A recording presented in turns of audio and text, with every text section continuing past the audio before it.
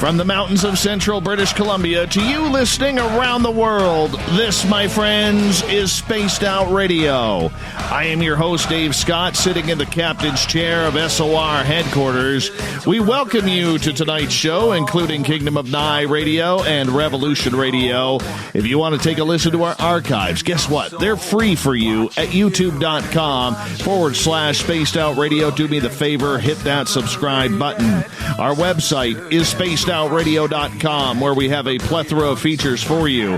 Rock out to Bumblefoot. Soon you can shop at our brand new store. We're calling it the SOR Vault. And read up on the SOR Newswire and so much more. Tonight's show is brought to you by Mighty Moose Beard Oil Company. It's 100% Canadian, 100% natural, taking care of beards around the world. Visit MightyMooseBeard.com. Use promo code SOR2019 today. It's the first Tuesday of the month, which means it's time to find our Zen and our Chi with Bay Area Meditation's Geraldine Orozco and the Spiritual You. A pranic healer, Geraldine, just a few years ago, gave up a corporate life in San Francisco to start working with others to help make this world just a little bit better of a place. A contactee and someone who has had numerous ET encounters, Geraldine uses her experiences to help guide, counsel, and heal those who cannot find the answers for themselves. Her website, GeraldineOrozco.com. Then at the bottom of hour number 3, I will bring you the SOR Newswire. Captain Shirk's got it all prepped up, and I'm looking forward to it in the bottom of hour 3. Geraldine, my beautiful friend, how are you? Hello. Happy to be here, as always. How are you doing, Dave? You know what? I did something that I normally do not do last night. What's that? I took a night off. I wasn't feeling well. And usually if I'm not feeling well, I will battle through it. I battled through bronchitis. I battled through a lot of colds over the time to make sure that we had a show going on for everybody. But last night, I just could not do it. I was not feeling well mentally. I do have to say, because I always say this to my audience, Geraldine, I'm very open about my suffering of anxiety and depression. And my anxiety hit me really, really hard yesterday. Really hard. And I didn't know if I was coming or going last night. So I decided that in the afternoon, I could feel it around 2, 3 o'clock. And I decided that I'm not prepared to properly and mentally do a show. I just couldn't. And that's hard for me to say because this is our baby. Our audience relies on us. They want us here. They expect us to be here. And I love that pressure. I really do. But I just couldn't do it yesterday. I had one of those days. So everybody was saying, are you sick? Are you feeling okay? I was feeling great personally, but mentally and my anxiety just got me. And I do have to say, I'm kind of proud, though, because that was one of the first times that I've had in my life where my anxiety wasn't followed up by the depression. Wow, Dave, that is really important. Well, thank you so much for, hanging in there and making it all happen. I mean, if it wasn't for you, where would we be? So I'm so glad that you're feeling better today, and that's really good to hear. Well, I don't like to keep things from our audience, and I'm not one of these guys who sits there and just decides to take a night off. It kills me when I have to take a night off because I just absolutely feel that importance that our audience relies on us to be there, right? So yeah, absolutely. That was absolutely it. So I just decided, you know what?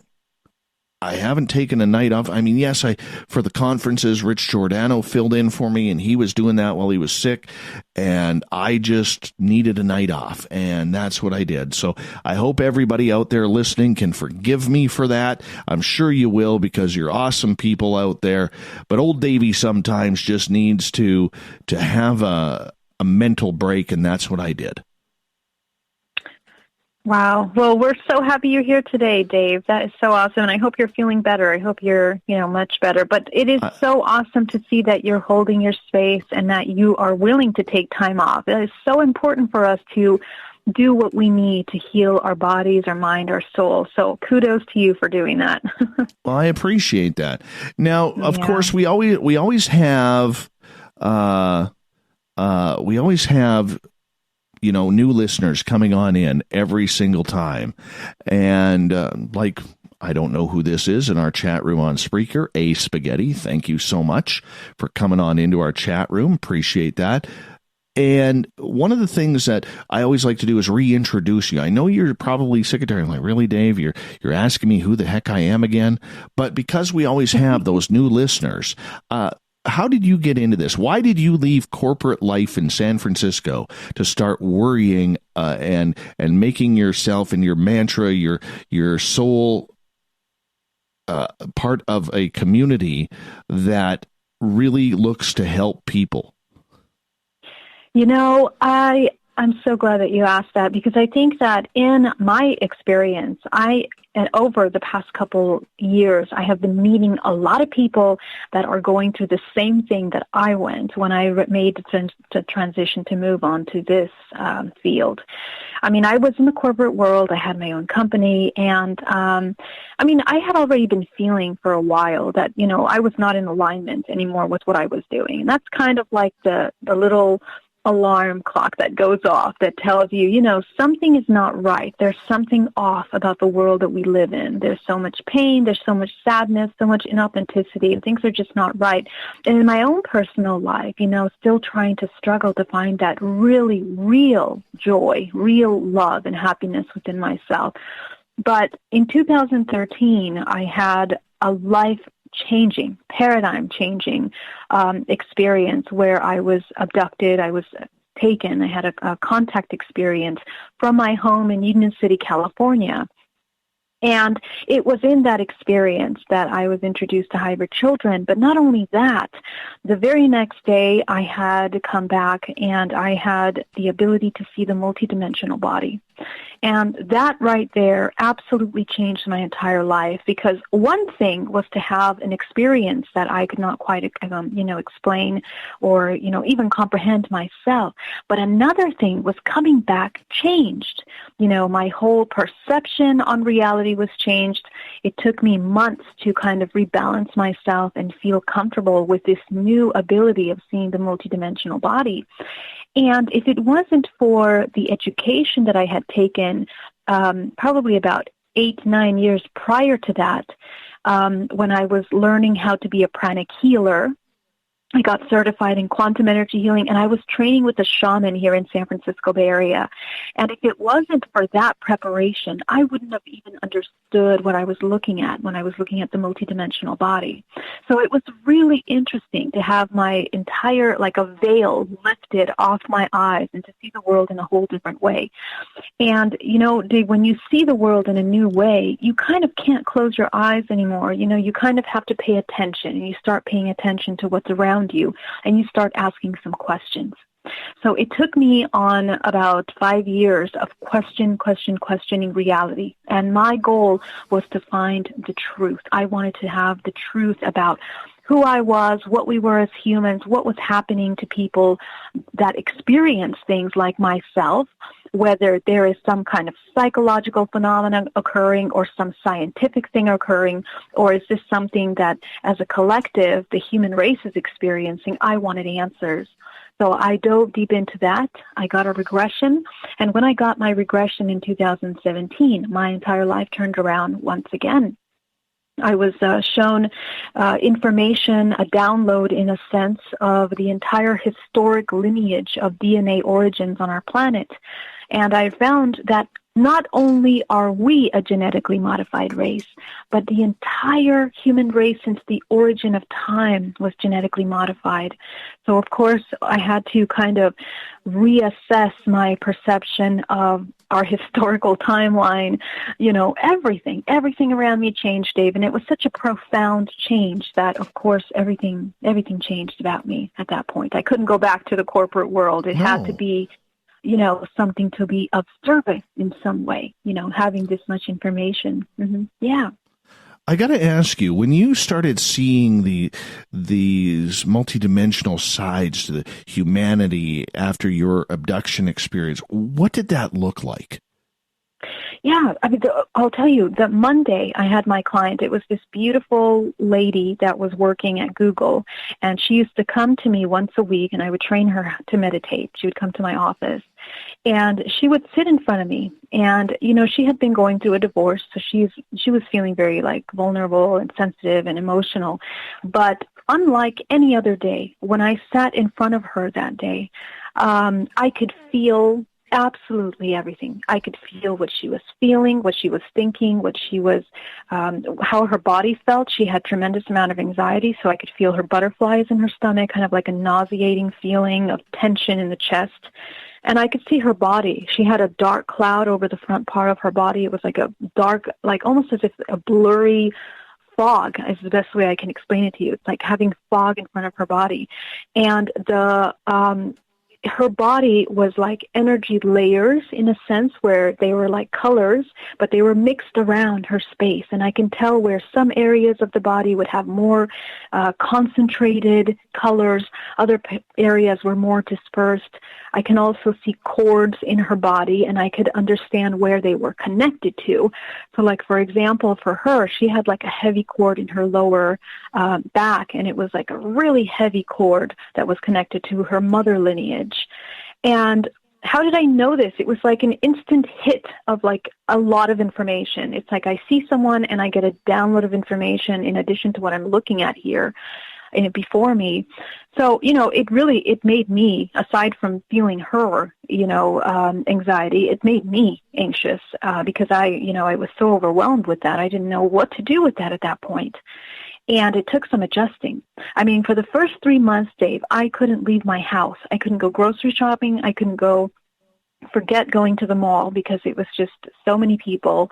It was just awful. It was awful, and it was a lot of nausea and a lot of readjusting. So it took some time to train myself to work with that energy and also learn how to create proper energetic boundaries for myself. That was the biggest thing. How much did it wear on you, mentally and physically? Well, a lot, and it's funny. I'm so glad that you asked that, because what I realized, Dave, is that over the years of practicing and fine-tuning the art of working with the energetic body, I find that my own stamina, it grows in terms of how much I can handle throughout the day. It takes a tremendous amount of energy to work energetically with people because we're processing tremendous amount of emotions. A lot of times they're sharing with me their deepest, most intimate, darkest moments in their life, and I have to walk them through those moments, hand in hand, kind of guiding them to find gently, how to reincorporate the fragments of themselves from those moments. So, it's very, when it first opened up for me, my ability, it was exhausting, and I really couldn't spend more than a couple hours with people at a time. I mean, I was very isolated for a very long time. And most of the time, when it first happened, I would just want to kind of numb out. I wouldn't want to even connect to anyone. But, over the years, when I understood how to work with that energy, first I had to dominate that, how to work with that energy in myself before I could even work with anyone else. So it was a learning process of how to remove blockages from my body, how to destroy programs, how to cleanse myself, all of that. And that is what actually helped me gain more energy to be able to sustain and hold massive amount of space. When you're healing, you really need to be able to hold space in your own environment, first of all. I mean, even when you're meditating, it's really important to have a nice, safe space to meditate. But when you're healing, you have to hold space not only for you, but for the other person. So, it takes a lot of energy. It's something that has to be trained, and it has to be, worked on. You spent a lot of time alone. You spent a long time trying to refine yourself, reinvent yourself, if we could call it that. At any point, did you take a lot of harassment from your family, your friends? Did it cost you a lot of relationships? I was kind of detoxing from the world for a while, Dave. To be honest, when I ended my relationship with my partner, I kind of went into a whole different way of life. I kind of went within, and because I needed to find my answers, and I realized that outside there was nowhere that I could find a complete understanding of what I was specifically going through. And my change was so drastic, and it was unique in a sense where it's not something that you can easily pick up in a book and learn about what's happening to you. I would have to study many things. I would have to study contact. I would have to study energy work. I would have to study interdimensional activation of DNA, so many different things. But what I found was that when I meditate and when I went within, I was able to find all my answers because I connected. And when I had the regression, that was really where everything just opened up. And I was downloaded with massive amounts of information over the 10 different regressions that I've had that kind of adjusted. Every time I would receive information, I would take some months off to kind of readjust, learn, readjust, understand them deeper and deeper. And so during those times, I needed my time alone. I didn't spend a lot of time with family at all. Over 2017, I didn't see basically any family at all. Friends. I was pretty much just working on myself because it really took all of my time. And I didn't have any interest in connecting with anyone outside either during that time. So, I have such a supportive family, and I'm so grateful for that. I have a great support circle with my close friends. I choose my friends very carefully, and I've been blessed with that kind of support system. And that's really important for all of you that are kind of waking up, that are kind of just coming into your gifts. Make sure that you are surrounding yourself with people that will help support you, because it's already hard enough to, do the work. It's already isolating enough. So when you have someone to kind of talk about it, it really helps. And that's what helped me. Right now, it's almost like we're going through kind of like a second round with the film that came out, with the documentary that came out. And so far, Dave, I have to share, and I really want to share this, is that it's been an outpour of love and support, and people that have had similar experiences really wanting to connect with me, and that made my participation of the documentary a really huge gift and a blessing. You're lucky. Other people are not that lucky when they go through this, Geraldine. And through Bay Area meditation, I'm sure you have had a number of people come in, clients just saying, I've lost all my friends because of this. I've lost family members. I've lost jobs. I don't know who I can trust now. Can I even trust myself? This is an emotional time for a lot of people. Absolutely. I agree. And, but there's something that I really have to say, that when you're really working on these inner realms, sooner or later, you must understand that your identity, your ability to identify yourself, and your self-worth is only lying on your own belief in yourself. And this is going to be the greatest lesson that you're going to learn in this experience, because of the contrast that we have in our world. We live in such a highly fragmented reality that everything is made to seem like we're isolated, like we're not connected in any way. But the more that you meditate and you connect with yourself, the more that you understand that within you is basically like a fountain of wisdom, of connection, of information. And when you have that solid understanding, when you face other people that are resisting your information, you don't really tend to take it personal. You have a really strong foundation. You know who you are, and you see them for what it's worth. You have a lot of compassion, not just for them, but also for yourself, because you're not coming into that feeling of being worthless, even if they're not agreeing with what you have experienced in your life. So, it really helps to have a strong foundation in your understanding of the world, and this will help change the way that you experience these things. And I think that really happened for me, even though, of course, there were people that were resistant towards such a thing. Even my own brother, for example, was quite resistant. But with loving, holding space of my truth and my experience, kind of helped him come into the space where he became more understanding, more accepting. It doesn't mean he has to believe everything, but he just becomes more accepting. And those things happen when you know how to hold your space and yourself.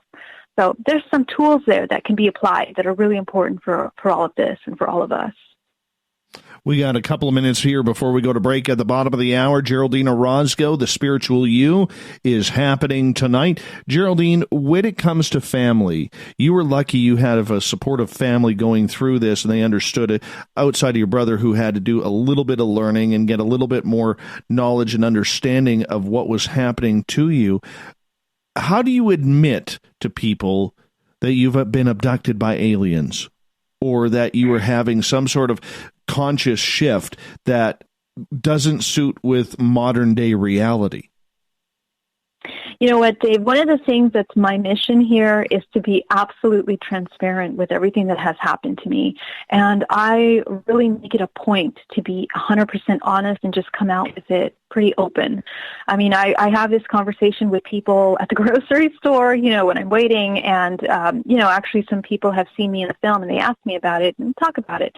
I went to a networking event the other day and I'm very open about it. And I think that that's my responsibility to myself, and it's the responsibility to others. I am holding space because of my experience. For those that have experienced and don't have a voice, we're giving permission, I think that's really important and really necessary. I really don't hold anything back. And I think that we are coming into a state where we're all kind of maturing collectively, where we're coming to have these difficult conversations like the hybridization program, like contact, these kinds of taboo topics that, sometimes in some circles are completely ridiculous and out of the world. I can relate to that. I've been there before, too. I had that mindset. And so that allows me to kind of speak from a place of truth the best way that I can so that people can understand that this is not something that, some crazy person is going to talk about. This is something that's a part of our reality. It's a part of our life. And some of us are experiencing, some of us are not. So I try to be very open, very casual about it, and I think that's the right way to take any kind of a topic, that we need that is a representation of who you are. We need to be authentic, and that's really, what I'm here to do. That authenticity is tough, though, especially when everybody hides on social media. We only got about 20 seconds left. And I think that's a big one where we can get into coming out of the break is who is our true selves? I mean, we all portray somebody on Facebook, Instagram, Pinterest, Twitter, you name it. We are all portraying someone. It's almost like we've created these characters, Geraldine, that are figments of our own imagination, especially for some people out there who do that. And we'll get into that. What is a true you? Coming up on The Spiritual You with Geraldine Orozco. GeraldineOrozco.com is her website. She's here the first Tuesday of every month. And by God, her hair looks great tonight. More Spaced Out Radio right after this.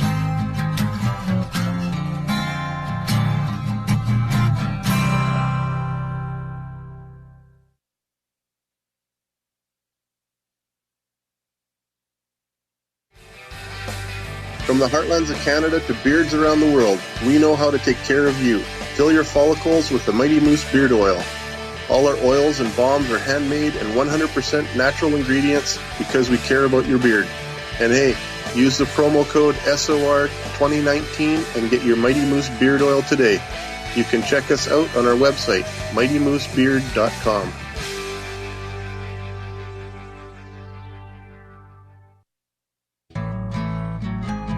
Looking for a place to advertise at a very reasonable cost? Look no further than Spaced Out Radio.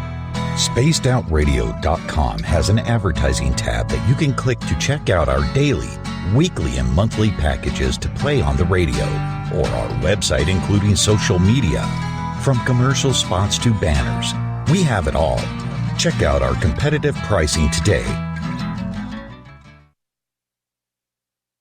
Hello, this is your guitar man, Ron Bumblefoot Thal, and I have to tell you, I love the response I get for Little Brother is Watching from Spaced Out Radio fans. It's amazing how music can inspire and make people think deeper about what's going on in the supernatural world.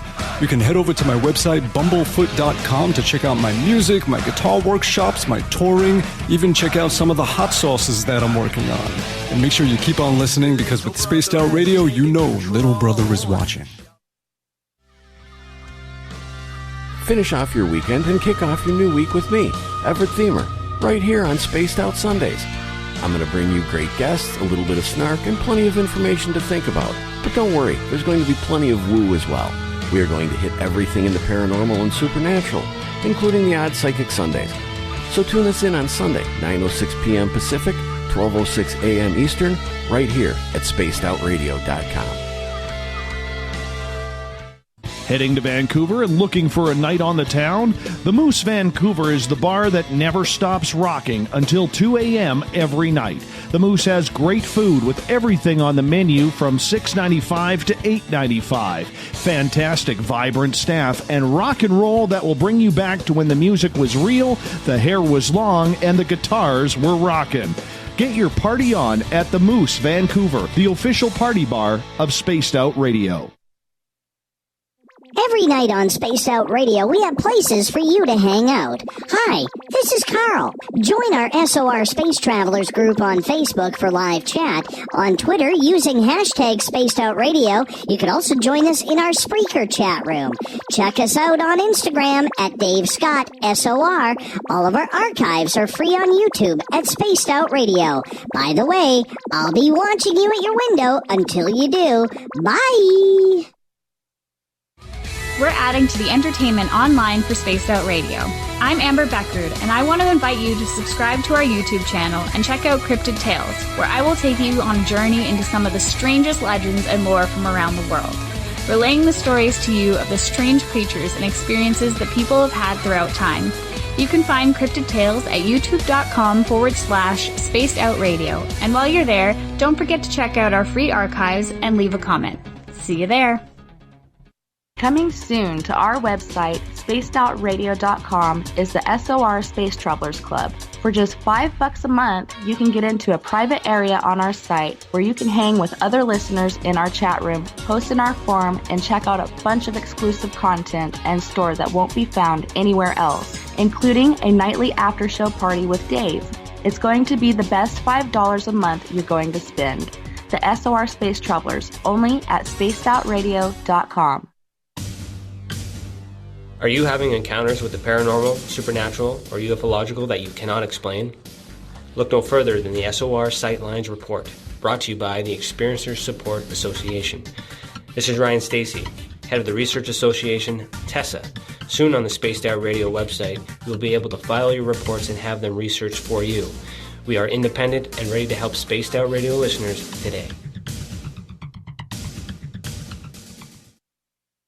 Looking for the stories of the strange and weird that you will find hard to find anywhere else?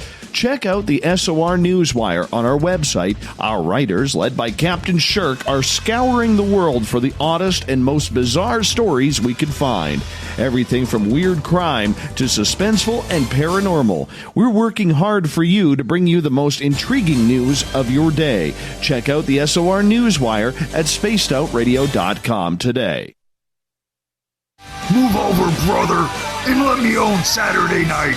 This is Rich Giordano, and I'm inviting you to tune on in to Spaced Out Saturdays starting at 9 p.m. Pacific, 12 a.m. Eastern, where I'm going to bust open the lids on everything paranormal. Why? Because we want answers, and I'm the guy who's going to deliver those answers to you. Join the chat rooms, and we'll see you this Saturday. Just be there. No, really. Hi there, this is Geraldine Orozco from San Francisco's Bay Area Meditation. I invite you to join me the first Tuesday of every month with Dave Scott for Spaced Out Radio's The Spiritual You. In this fast-paced world we live in, it's time for you to take some time for you. We'll cover every possible subject from powerful meditation to healing techniques to your own intuition and spirituality. So come join us for The Spiritual You. Looking for something new to push your limits? Look Beyond the Spectrum, a new docuseries featuring some of the best researchers in the world when it comes to everything from UFOs, government cover-ups, and Bigfoot in the forest. Truth seekers like Steve Bassett, Dr. Jeff Meldrum, Richard Dolan, as well as others all chip in to bring their knowledge to you. Beyond the Spectrum can be found on Amazon as well as Tubi TV. Tell us what you think on our Amazon page.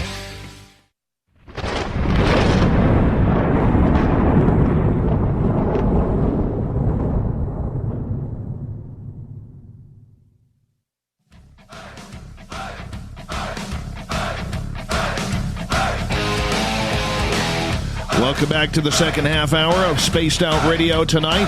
I am your host, Dave Scott, sitting in the captain's chair of SOR headquarters. Are we ever proud to broadcast to you? Thank you so much for listening, including you, Sandra, in the chat room. I see you. Hi, Sandra. We also want to give a shout-out to Gene in D.C. Hi, Gene in D.C. Do us a favor. Give us a call sometime. Thank you so much for listening in. Also want to remind you, all of our archives are free at youtube.com/spacedoutradio. Do me the favor, hit that subscribe button. Our website, spacedoutradio.com, has a plethora of features for you. Rock out to Bumblefoot, fill out a Sightlines report if you've seen something strange and weird, or read up on Captain Shirk's SOR Newswire. It is updated daily. Geraldine Orozco is here from Bay Area Meditation in San Francisco, California. She joins us the first Tuesday of every month. We call this little ditty The Spiritual You. Her website, GeraldineOrozco.com. Geraldine, welcome back. Hey. Hey. How you doing? I'm wonderful. Happy to be back. I'm glad you're here, too. Right before the break, we were talking about the facade people put on their social media, where they hide behind pictures of food, selfies. You know, I mean, how many times do you see somebody, you're walking through the shopping mall or through a park and somebody's dropping about 40, 50 selfies for that perfect Instagram photo? It has become a fake world thanks to online social media. And it means that a lot of people hide their own experiences. It means that a lot of people are hiding who they really are. How has this affected people who have had those type of experiences, in your opinion, because social media is a very, very difficult place? Absolutely. And I mean, it's such an important topic because what we're really talking about is the bigger picture of this. I mean, we think that the illusion is just on social media, but in reality, we live in an entire world where we're not used to being our authentic self, babe. So, I mean, even when we're interacting with each other, within our own families, within our own relationships, sometimes it's difficult for us to be truly authentic with one another. So the question goes to, why? Why has it become in our society so difficult to be real, true to ourselves, true to others, true to our emotions, to what we're truly feeling? And the answer to that really goes back to the very origin of all the perceptions of what creates our reality, the way that we believe, the roles that we play as a man, as a woman in our society, for example, the way that we believe one should interact with one another, or the way we see ourselves.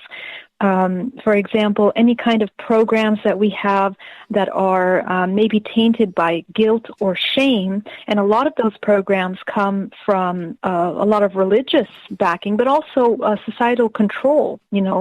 What is acceptable, what is not acceptable. Usually, we've been told that our negative emotions, our traumas, our pains, our suffering is not okay. So a lot of us go through a tremendous amount of trouble to make sure that we do not show that part of ourselves to the world outside. And, I mean, we don't just do that on social media. We do that sometimes even to ourselves, Dave. The clients that I work with, on a daily basis, I encounter you'd be surprised. It's difficult for people to even acknowledge their own pain within themselves because we have been we have been indoctrinated, we have been programmed really heavily to suppress any kind of negative emotions and to not feel them. That's why I really commend the fact that you're so open about the depression that you've gone through, Dave, because it's so hard to admit to that. I mean, it really defines our life. It defines our life experiences. It defines how we view the world, how we view ourselves. So it's a very sensitive and delicate topic. It's a very delicate thing to touch. And in our society, we haven't made it safe to discuss this with one another. It's like taboo. So all of these things play a role. And what we see to be real is just what we're looking on the outside, because a lot of us are not used to going within and having those difficult conversations. So, let's take this to the social media. And my biggest concern with what's happening in our social media, like you were mentioning, people are posting videos and pictures, and I, go to the store and I'm seeing people taking selfies. They walk into walls, they drop their groceries. They don't even pay attention to what's around them because they are so hooked up on creating a certain persona that they're going to be sharing with the world, which is quite different from what they're experiencing.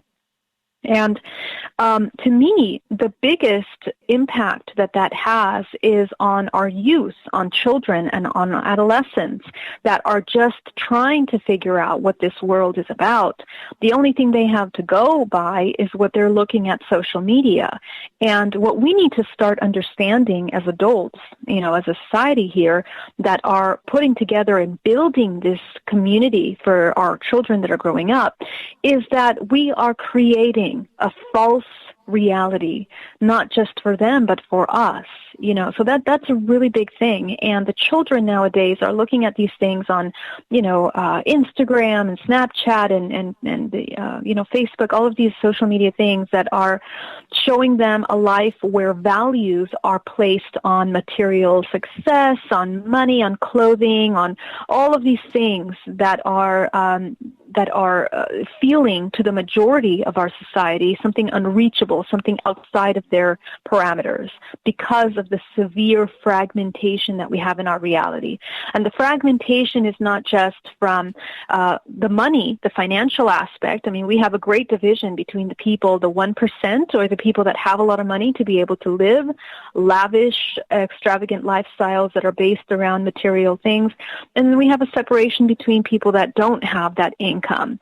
And I mean, what we're looking at on social media is really a very, very tiny, tiny representation of one perception of reality, which is untrue for the whole. If we were to see pictures of our real society, like, for example, the homeless, the struggling, you on your depression, me going through some stressing situation, if we would share those with our community, I mean, our perception of reality would be completely different. And what it would provide we're just giving an example, is a more clear picture of what we're all experiencing, really. And it would provide an opening to have those kinds of difficult conversations, to be able to share the hard emotions that one is feeling, whether it's a man or a woman. So, I mean, the fragmentation that we're experiencing on this planet goes pretty deep. It's emotional, it's psychological, it's within our society, within our community.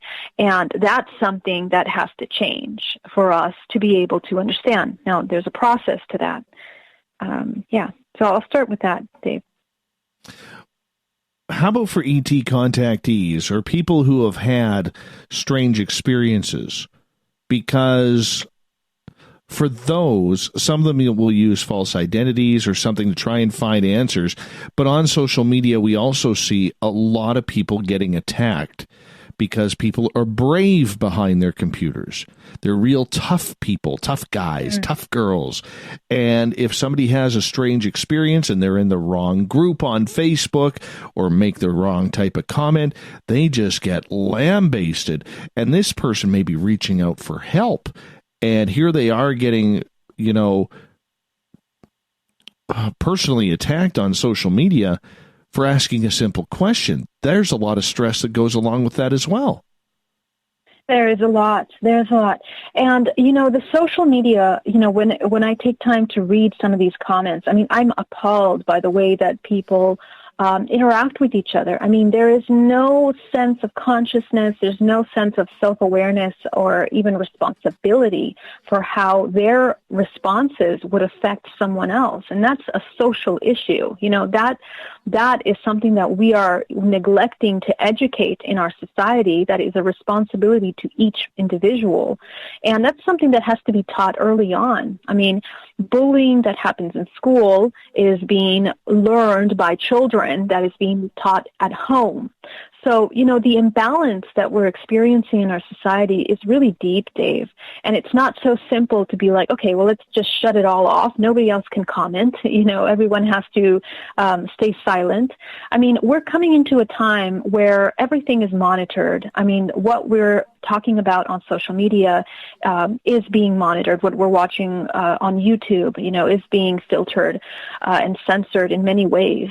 So it's almost as if our perceptions are being directed towards, you know, certain areas of interest. And that's really unfortunate for these kinds of fringe topics like, you know, contact and, you know, these kinds of ET or UFO phenomena type of thing. All of these things are fringe topics at the moment. My hope is that by each one of us being authentic about our experience, you know, first creating a really strong foundation in each one of us and taking the time to educate ourselves in how to know our own worth as individuals enough to be able to express ourselves clearly and respectfully in this society. That is everyone's responsibility. And I think that it's time that all of us take a moment, a step back from the computer, and first educate ourselves on how to, you know, own that very important space. And this is something that we need to talk more about openly. Before we even start talking about contactees and their experience, there needs to be a moment of education, of re-education, not just in schools, but also in the workplace, in our society, in our community, within friends and families. We need to learn how to communicate again. You know, our self-respect and our responsibility for what we're saying has to be taken. You know, there has to be accountability there. I see and I speak to contactees during the last couple of months that are crying out for help. Some are suicidal. You know, they don't know what to do. They feel so isolated. They feel they don't have anyone to talk to about what's happening to them. And trust me, experiences like these are very difficult for sometimes ourselves to kind of readjust to a new paradigm of thinking, even as an experiencer. For example, myself, I was not interested in ET phenomena at all, at the very least, when my experience happened to me. So, you know, I had to go through a time of readjustment to kind of reassess my belief systems and understand what's real, what's not real. And that took some time for me. I had to re-educate myself on reality. So my suggestion for those of you that are coming out, that want to seek help, first of all, please pick the people that you are going to express and speak to about this carefully, because your mental state and the experiences that you're going through are something that's very sensitive, and you need to have respect for your own experiences as well, enough to be careful who you speak to about this. When we just speak and blurt out these things in a place where it's not going to be welcomed or not appropriate, you know, sometimes we have to ask whether who wants to express that. Is it the ego that wants to express it, that's seeking attention, or is it the part of us that needs support, help, and love, and really true understanding? There's a difference between those two, Dave, and I really can clearly see the difference when I see these things online. You know, there is a time and place for these things, and we have to learn to be intelligent about how we communicate to one another. It doesn't mean that you're censoring yourself. It means that you love yourself enough to choose wisely where you're going to put, you know, asking for help. This is only for those of you that are looking for support. Now, if you are a researcher or you're just interested in the topic and you're just there to share your perception on it, sure, go right ahead. But also know that if you do that, you know, you have to be prepared to be, you know, obviously, some people are not always going to agree with what you say. So those are two important things that when people are seeking support and help, we have to be able to take a moment, do a little bit of research, and find out who's there to support you. I do have an experiencer support group. You can visit my website, hybridmother.com, to find the support group and the schedule. And I'm really happy to speak to you one-on-one. We meet twice a month, and that's a great place. And there's other support groups that I have listed on my website as well. There's the Sero group in Southern California, led by Yvonne Smith, and there's Misha Johnston, who's out of Las Vegas, and I know there's many other ones around the U.S. So for those of you that are really going through this kind of topic, first find your people, find your groups. The people that are there to support you are people that have experiences like you, and they'll be able to support you and give you the information that you really need to help you get through that anyway. So that's really what I would say. But in regards to our society, Dave, I think that we need to go through an education and take a lot of accountability for how we're behaving in our day, this day and age. In regards to that, do you tell experiencers who contact you to stay away from social media, stay away from these online groups or forums, to protect themselves a little bit until they have a little bit better sense or a clue of what's going on? I don't give that kind of advice directly because, you can't control what people are going to do. And for me, the most important thing is that people are authentic and are exercising their free will.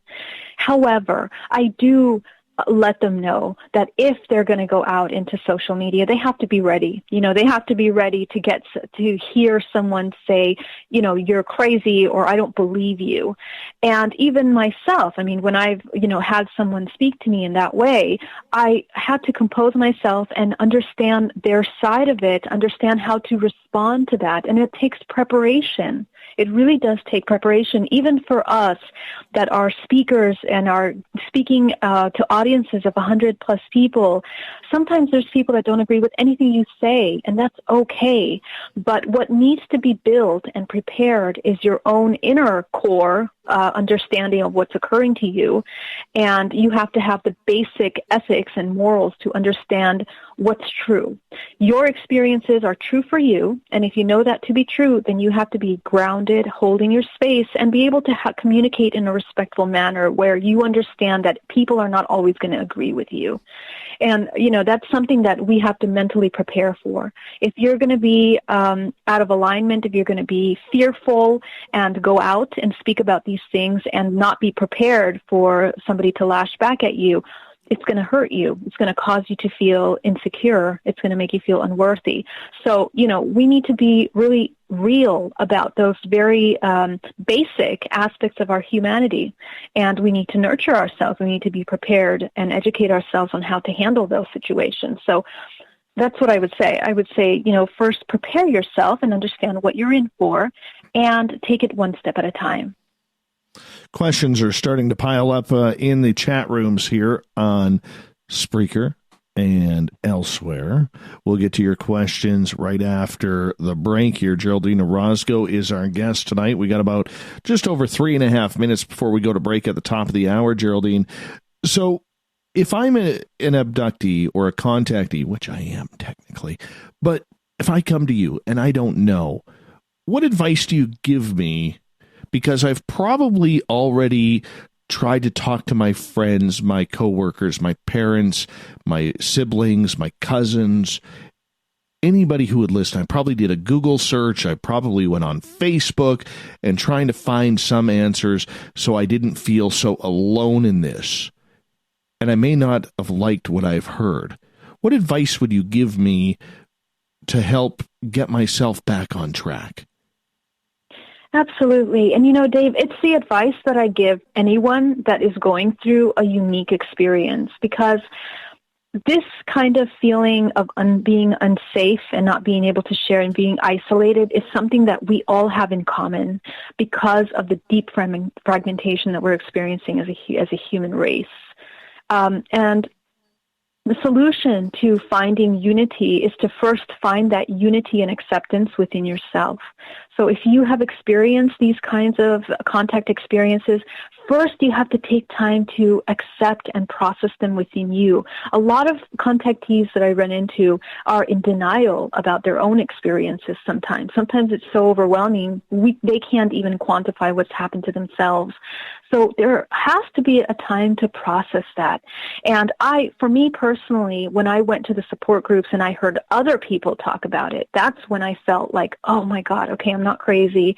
There's other people having these experiences. It's something real. And you feel more, you have confirmation that what you're feeling is true, because there can be a great disconnect between reality and your emotions when something so traumatic happens. And that's true for all trauma.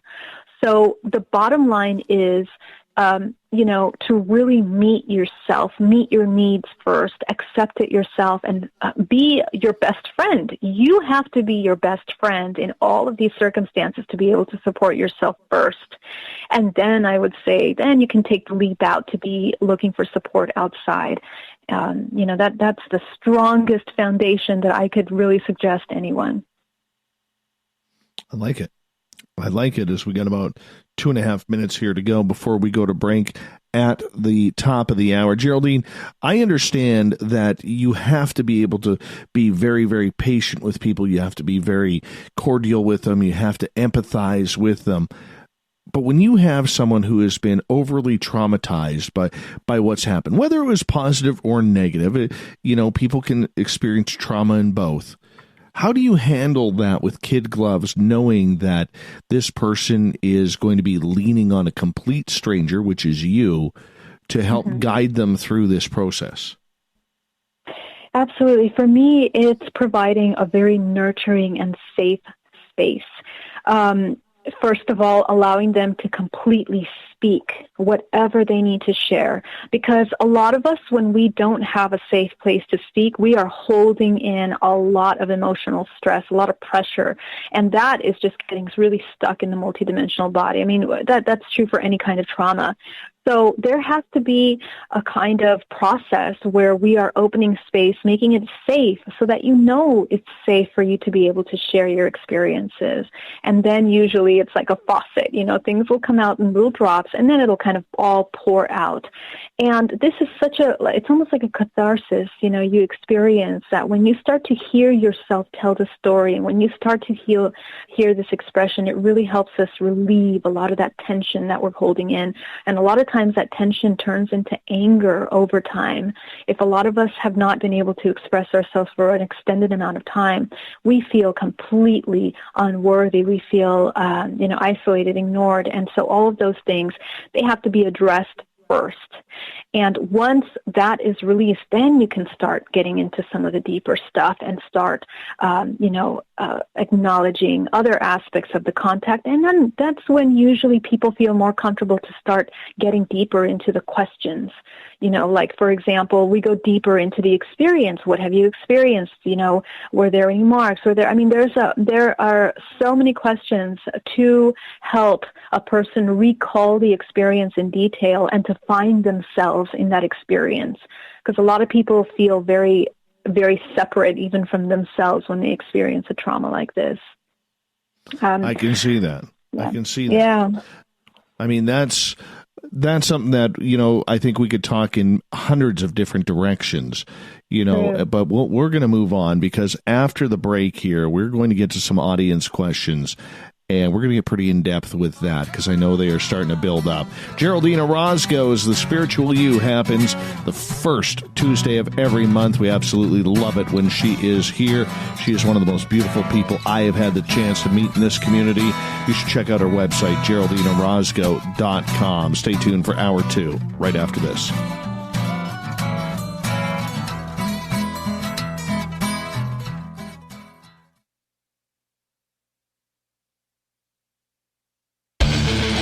Call of the Wild is in Vancouver. The Moose Vancouver is one of the hottest bars and restaurants in the city. Open until 2 a.m. nightly, the Moose will rock you like a hurricane all night long. Great food with everything on the menu at $6.95 near the corner of Nelson and Granville. Get your horns up and come rock with us. The Moose Vancouver, the official rocking bar of Spaced Out Radio.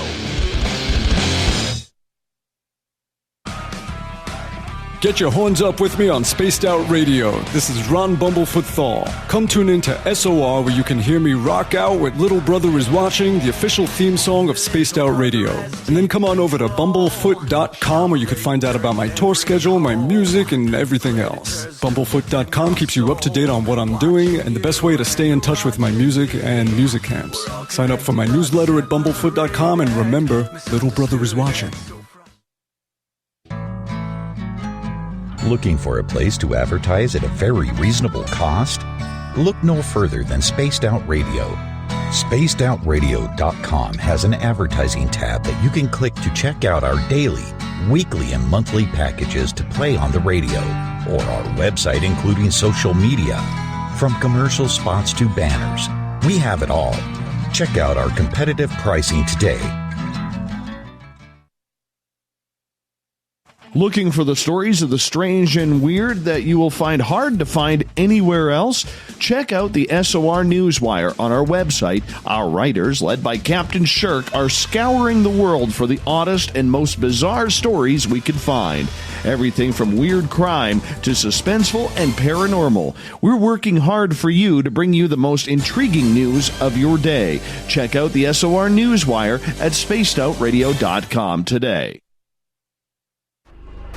Are you having encounters with the paranormal, supernatural, or ufological that you cannot explain? Look no further than the SOR Sightlines Report, brought to you by the Experiencers Support Association.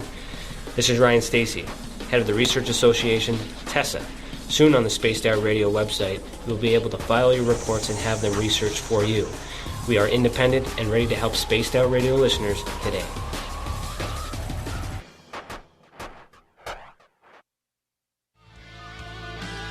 A little bit of science, a little bit of skepticism.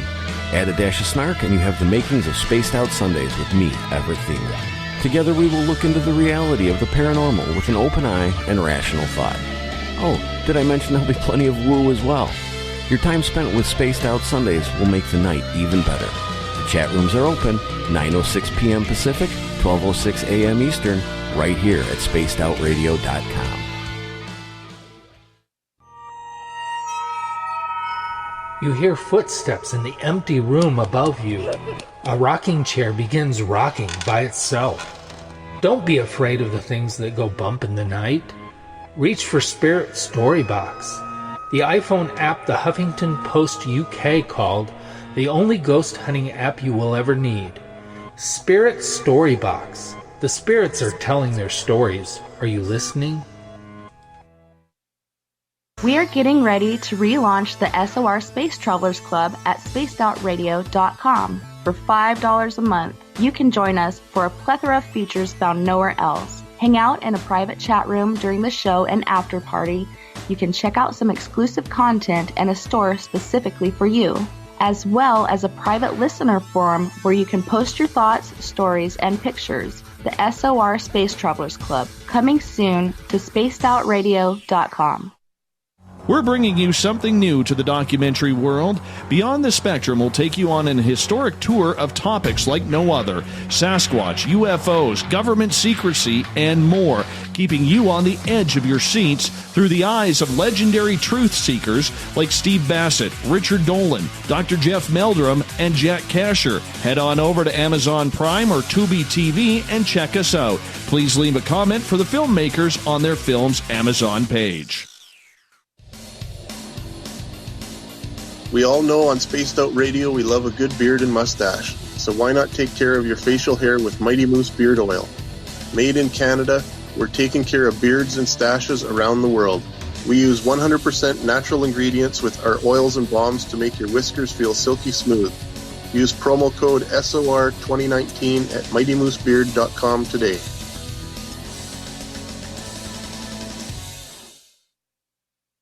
Move over, brother, and let me own Saturday night. This is Rich Giordano, and I'm inviting you to tune on in to Spaced Out Saturdays starting at 9 p.m. Pacific, 12 a.m. Eastern, where I'm going to bust open the lids on everything paranormal. Why? Because we want answers, and I'm the guy who's going to deliver those answers to you. Join the chat rooms, and we'll see you this Saturday. Just be there. No, really. Visit purpleplates.com today. For over 40 years, the Purple Energy Plates have been delivering amazing results for their many customers. Inspired by the great genius Nikola Tesla, the harmony, healing, and energetic effects of the plates have proven over and over to be beneficial and often miraculous to thousands of customers. Check their site for daily specials and choose from their many energy products. You won't be sorry. Visit them today at purpleplates.com.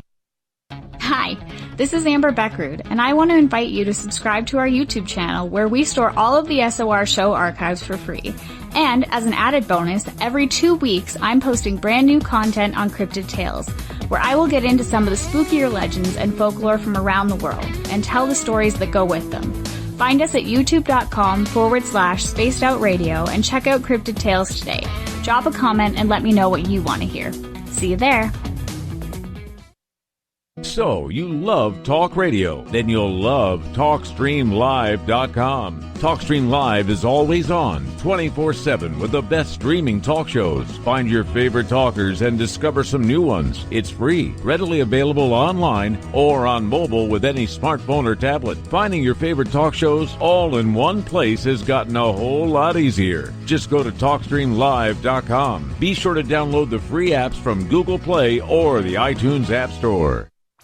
Come hang out with Spaced Out Radio, where we own the night. This is Carl. You can follow Dave on Twitter at Spaced Out Radio, and during the show, use the hashtag Spaced Out Radio to chat with us live. On Instagram, at Dave Scott SOR. On Facebook, give our page a like, Spaced Out Radio Show. SOR archives are free on YouTube at Spaced Out Radio. Come join us, or I will come join you. See you at your window. You're listening to Spaced Out Radio with Dave Scott. Follow Dave on Twitter at Spaced Out Radio and on Facebook, Spaced Out Radio Show. Welcome back to Hour 2 of Spaced Out Radio tonight. I am your host, Dave Scott. Thank you so much for joining us.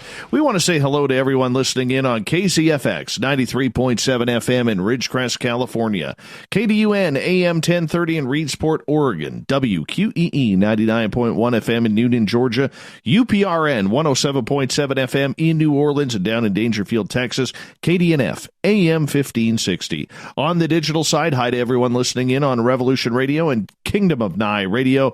Thank you, Bart L., for having us on. Don't forget, you can check out all of our archives for free at youtube.com/Spaced Out Radio. Just do me the favor, hit that subscribe button. The Desert Clam has set the password for tonight in the SOR Space Travelers Club. Akamaracus. Akamaracus is your password. Nobody knows what it means, but the Clam sets a password each and every night right here on Spaced Out Radio. Our website, spacedoutradio.com, where you can catch up every day on Captain Shirk's SOR Newswire. Fill out a Sightlines report if you've had something strange or weird happen. And we got some really cool features coming probably within the next 5 to 8 days. So make sure you check it on out. Geraldine Orozco comes in the first Tuesday of every month. She is from Bay Area Meditation in San Francisco, California, where she hangs out with us for the spiritual you. We love her around here. Her website, GeraldineOrozco.com. If you want to check it on out, I highly suggest you do.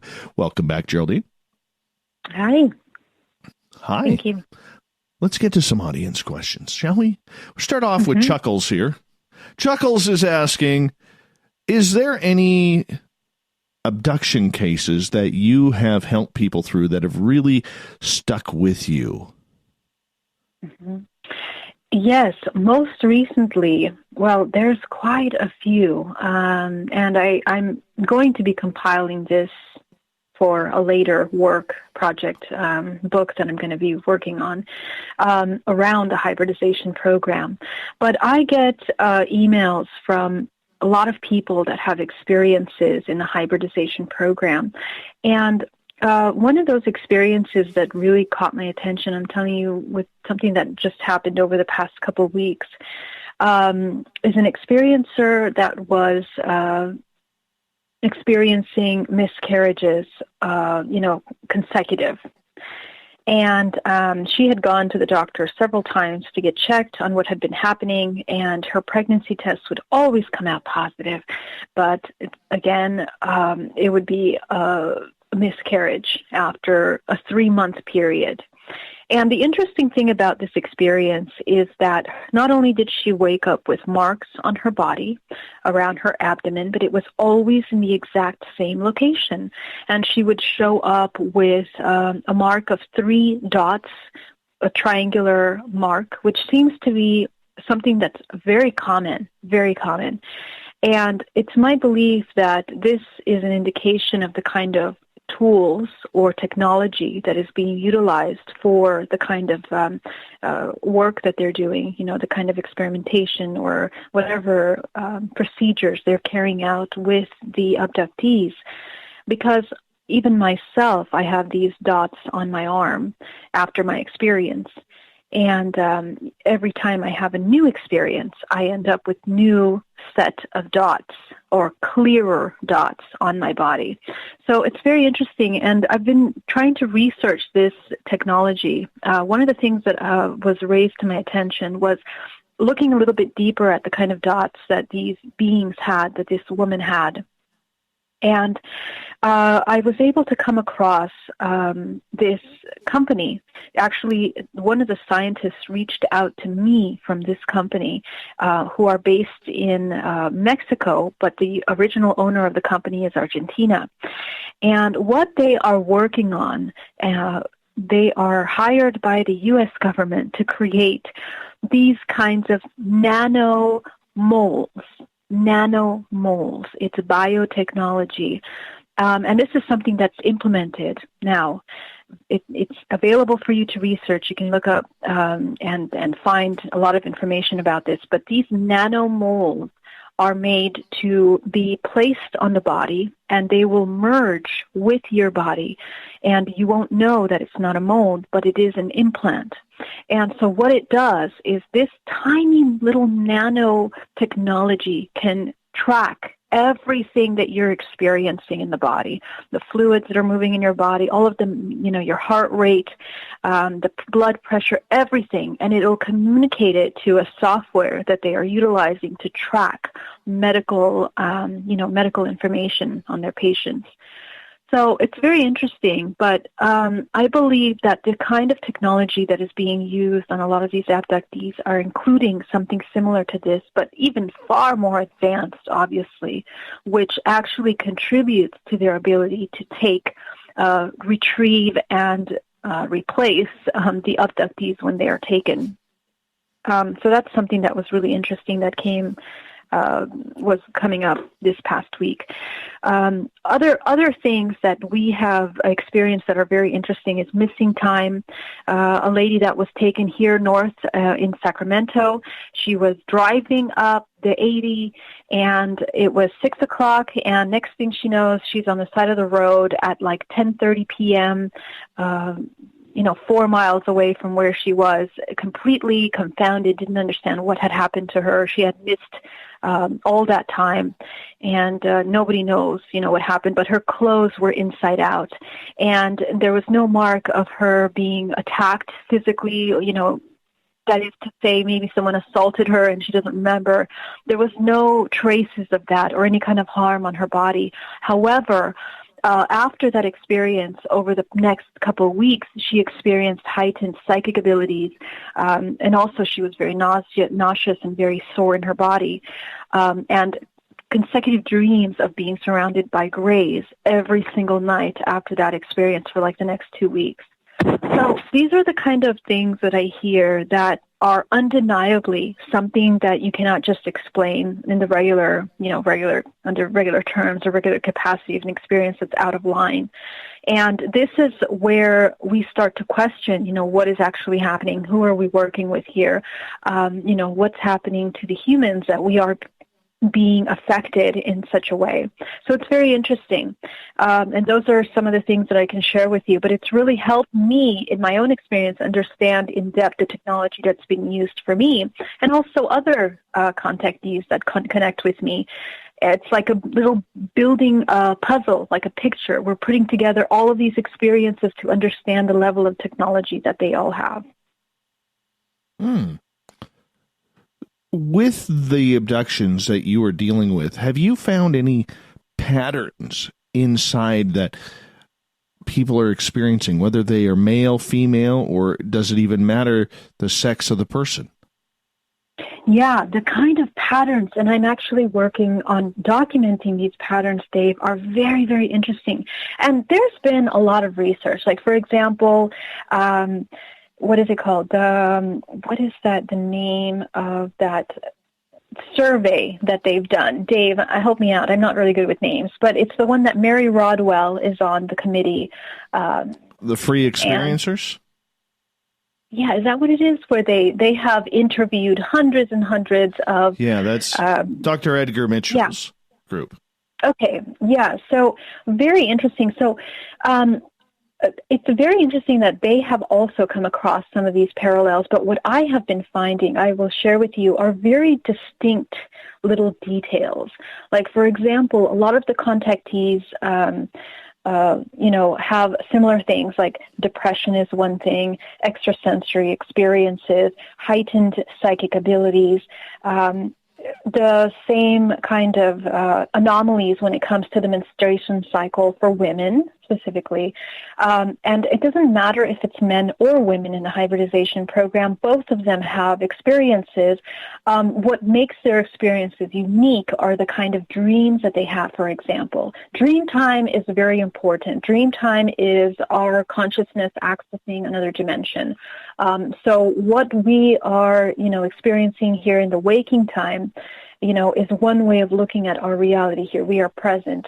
When we're in dream time, the consciousness is no longer attached to the body, so we can kind of travel and access different aspects of reality. And one of those ways that abduction does represent itself in our dreams is that we're going to start having these dreams or visions of contacts or ETs or UFOs, and that'll kind of give you an idea of what is occurring in your experience. It doesn't always necessarily mean that what you're seeing in the dream is exact word by word exactly what you're experiencing, because the mind is very complex and it has a lot of ways of maybe transfixing what you're experiencing in a sense to a certain point. So it's kind of a complex topic, but what's interesting is that the parallels in the kind of dreams that are happening, one of those parallels that I've seen is when abductees experience dreams or have lucid experiences where they are on craft, it's always a tremendous amount of light. They all feel like they have like this vibrating, this deep, deep vibrating sensation within their body. And it's very memorable. And if they do hear sounds, it's a very deep, a very unique humming sound. And this has been interesting because for me, that was one of the most memorable things that I didn't know I remembered until I heard it one time on an interview. And it triggered tremendously an emotional response. And it was like my entire body went, into shock just listening to that sound, that frequency that was being emitted. So so these are the kinds of things that really are you can track them. You can see who is experiencing them. And a lot of these abductees have other physical ailments, like the markings on their body will be in a specific place. A lot of times in the ankles and the calves and the shins, they will have very interesting bruise marks in the back of the calves. Sometimes they're circular, sometimes they are like shapes, which is interesting. It kind of leads us to understand that maybe the apparatus that they're being put on during these experiences have something that leaves a bruise in that part of the body. It marks on the wrists or the upper side of the arms that are left in triangle dots, like I was mentioning earlier. I also noticed that a lot of abductees have problems with their teeth. And one of the things that I was looking at to understand, and what I've been looking through regressions that I've done on some of these abductees, is that the ones that do have issues with their teeth have experienced having tubes put down their throat, for example. They will experience having some kind of apparatus put into their nostrils or their mouth. And it's almost as if the chemical substance or whatever substance it is that they are putting within the body through the mouth is affecting the teeth. And this is something that I would love to do more research on. So if there are any contactees out there that have had a very vivid experience of having something put in their mouth and experience dental issues, it doesn't mean all of them are going to be as a result of abduction, but this seems to be a very prominent something that stands out within the research that I've been doing so far. And to end, I'm just going to mention for women that they have menstrual issues, but it's not just any kind of menstrual issues. It's they have endometriosis, which seems to be, even for the youngest woman that has experienced this at a very early age of 18 years old, has a tremendous amount of endometriosis, which is like scarring, which means that she would have had to have many procedures done. Okay, so these are things, anomalies that are not something that can be medically explained unless that child has gone through a tremendous amount of trauma somehow, or, something has happened. So this is something that does come up over and over again. These are the parallels that we're trying to document now, specifically around the hybridization program. So, yeah. Geraldine Orozco is our guest tonight on The Spiritual You on Spaced Out Radio. We got about 7.5 minutes left till we go to break at the bottom of the hour. Megan is asking, in regards to mentioning Misha Johnson, do you assist with MK Ultra, MyLabs, as well as Misha does? I do, but I highly recommend Misha. She is very well versed in that. I have had my own MyLab experiences as well, and I can support you from that perspective. But Misha has extensive, research and experience, and she's been working with support groups a long time. So I definitely suggest please reach out to her, because she definitely knows her stuff there. And I'm happy to assist you with regression or, in whatever other way I can support you. But I do highly recommend her. I also recommend Melinda Leslie, of course, which is, Yes. very well versed on the topic, and definitely a wealth of information and a great resource. So please do check out both of them. So for people who do not know the difference between an ET abduction and, let's say, a MyLab or an MK Ultra encounter, how's the best way to describe that? Yeah, let's try to make it as simple as possible, though it's not always. The thing, and the reason why it's not easy, let me tell you, because of the kind of technology that is being occupied by the government to carry out these kinds of procedures, and because of the advanced level of technology that also ETs or extraterrestrials will carry out these kinds of experiences. However, there are some very clear differences that we can identify. First of all, if your experience feels in any way that you have traveled at any point in your experience, in your recollection, in an elevator, down hallways, or you feel that you are somehow underground or inside of a medical environment that looks like a hospital with lights above you, or very recognizable tables or stretchers, or a chair that's very specific. In my experience, I have seen that this is specific to my lab experience, to military abductions. Extraterrestrials' experiences will be quite different in a sense where the setting is a bit more minimalistic. You're looking at technology that is very advanced, very sleek, very modern, and the differences between the environment is that one will feel musky, it'll like heavy air, and there won't be as much light as there will be in an experience that is through an ET abduction. That's one of the things that I've noticed. Another thing is that the factor of seeing aliens does not identify your experience as being terrestrial or specifically extraterrestrial. Why? Because of the kind of drugs the MyLab experiences tend to mainly utilize chemical assistance. So they're going to be utilizing injections and, kind of drugs. And there are very specific drugs, like specifically a lot of people will see a milky substance, milky yellowish substance, very, very specific things that are pertinent to a military abduction. And also the after effects of the two abductions are also a bit different. For my lab, I have experienced and I have seen and recorded from many people that have experienced that a lot of physical side effects.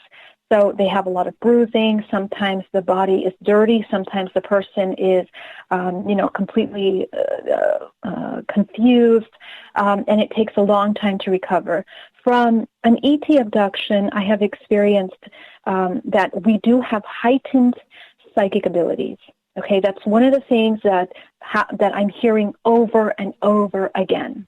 So there's some kind of activation of the multidimensional body. And my explanation for this is that we are moving this body interdimensionally into another space. And when that happens, the physical body has to learn to readjust itself for that environment. So things are going to be moved around. Things are going to be activated in order for the body to be present in those environments. So definitely that's a tremendous telltale sign that you have had a kind of alien or extraterrestrial experience. There are many other things. I mean, the marks on your body, the kind of technology that is being used on craft is also different. And so this is very preliminary, basic information. If you go deeper into the topic, Dave, I mean, it gets very complex because the U.S. government has the technology to implant also some visuals that will distort what you're experiencing. There have been cases, and even myself, where you first have a glimpse or a memory of being met with a gray, for example, and later, when you go to regression, you realize that there are no grays. It's actually a man in a medical uniform that is, injecting you with something, for example. So there are the screens. These are called screens, and both of them, extraterrestrial and terrestrial programs, carry out this kind of technology. So then it becomes a little bit difficult. We would have to hear the story, and we would have to really understand the details and go deeper into that to be able to be sure about what's actually happening. And just to end on a side note, I just want to make it very clear that these programs of contact are being carried out extraterrestrial, so interdimensional, and also terrestrial. So that tells us something about the human and what we're experiencing here on the earth. And the information that's being collected, is important for the same reason. They're taking very important information from the body, which is genetic material. And a lot of it has to do with manipulation of consciousness or control of that information that is being utilized. So that's something to kind of consider and take a look at when you're looking at these two kinds of realms, ET and terrestrial. With about 40 seconds to go, can the MyLab/MK Ultra experiences deal with hybridization as well? Yes, absolutely. And they carry it in a different manner. The human hybridization program, the terrestrial program carried out by the government, there are many different sectors of it. One of the sectors that I have seen in my research are carried out by the Nuclear Biological Department. And we're not just talking about replication of the human, but almost like a cloning. We're talking about cloning, not just hybridization. Hybridization means that you're, connecting the genetic information. This is actually cloning, and they can utilize any aspect of the DNA to carry that out. Yeah. Geraldine Orozco is our guest tonight on Spaced Out Radio. We're going to get more to your questions, hybridization, abductions. That's what we're talking about all night. Geraldine's website, GeraldineOrozco.com. Coming up, more Spaced Out Radio with Geraldine.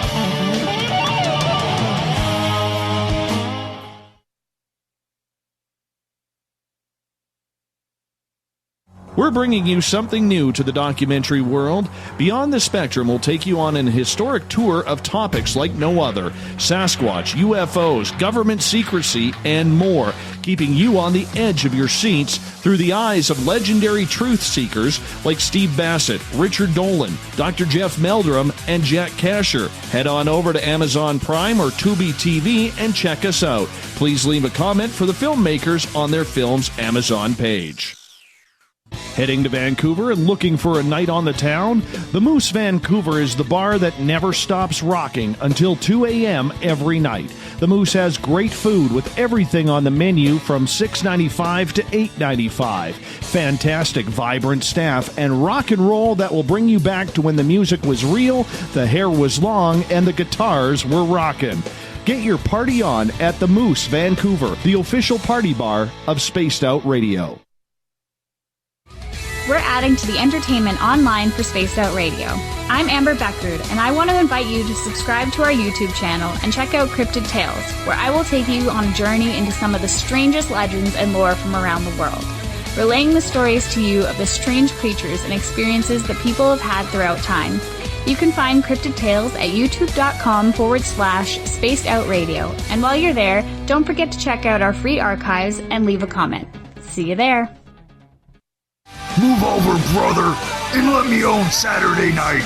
This is Rich Giordano, and I'm inviting you to tune on in to Spaced Out Saturdays starting at 9 p.m. Pacific, 12 a.m. Eastern, where I'm going to bust open the lids on everything paranormal. Why?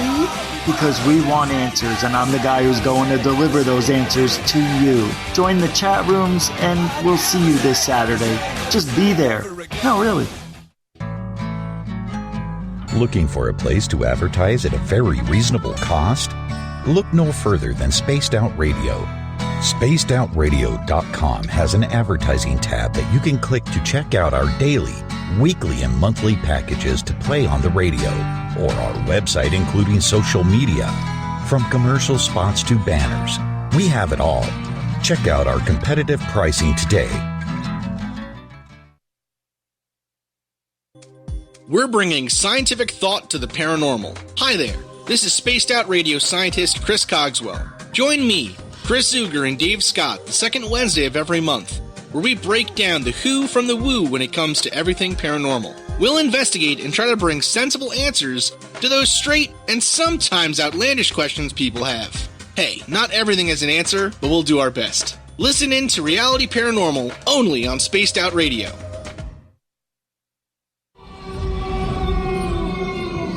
Hey, this is Canadian paranormal investigator Mike Moore.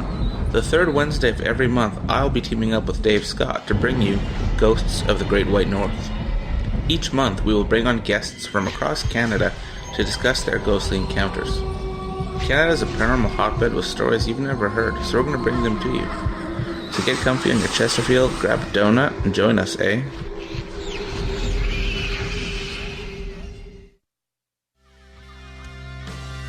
Finish off your weekend and kick off your new week with me, Everett Thiemer, right here on Spaced Out Sundays.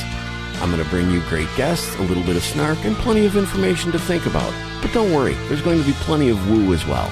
We are going to hit everything in the paranormal and supernatural, including the odd psychic Sundays. So tune us in on Sunday, 9:06 p.m. Pacific, 12:06 a.m. Eastern, right here at spacedoutradio.com. From the heartlands of Canada to beards around the world, we know how to take care of you. Fill your follicles with the Mighty Moose Beard Oil. All our oils and balms are handmade and 100% natural ingredients because we care about your beard.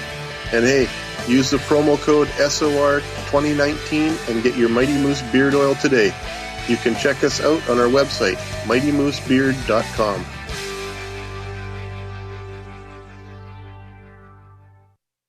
Coming soon to our website, spacedoutradio.com, is the SOR Space Travelers Club.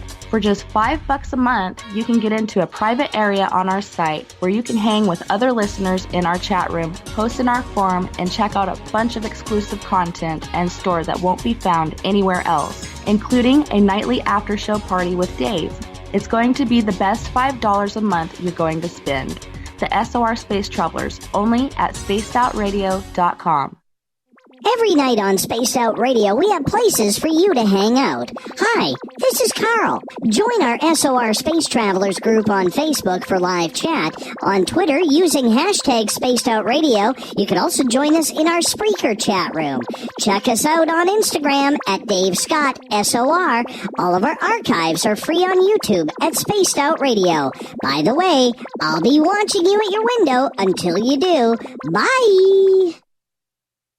Looking for the stories of the strange and weird that you will find hard to find anywhere else? Check out the SOR Newswire on our website. Our writers, led by Captain Shirk, are scouring the world for the oddest and most bizarre stories we can find. Everything from weird crime to suspenseful and paranormal. We're working hard for you to bring you the most intriguing news of your day. Check out the SOR Newswire at spacedoutradio.com today. Hello, this is your guitar man, Ron Bumblefoot Thaw, and I have to tell you, I love the response I get for Little Brother is Watching from Spaced Out Radio fans. It's amazing how music can inspire and make people think deeper about what's going on in the supernatural world. You can head over to my website, bumblefoot.com, to check out my music, my guitar workshops, my touring, even check out some of the hot sauces that I'm working on. And make sure you keep on listening, because with Spaced Out Radio, you know Little Brother is watching.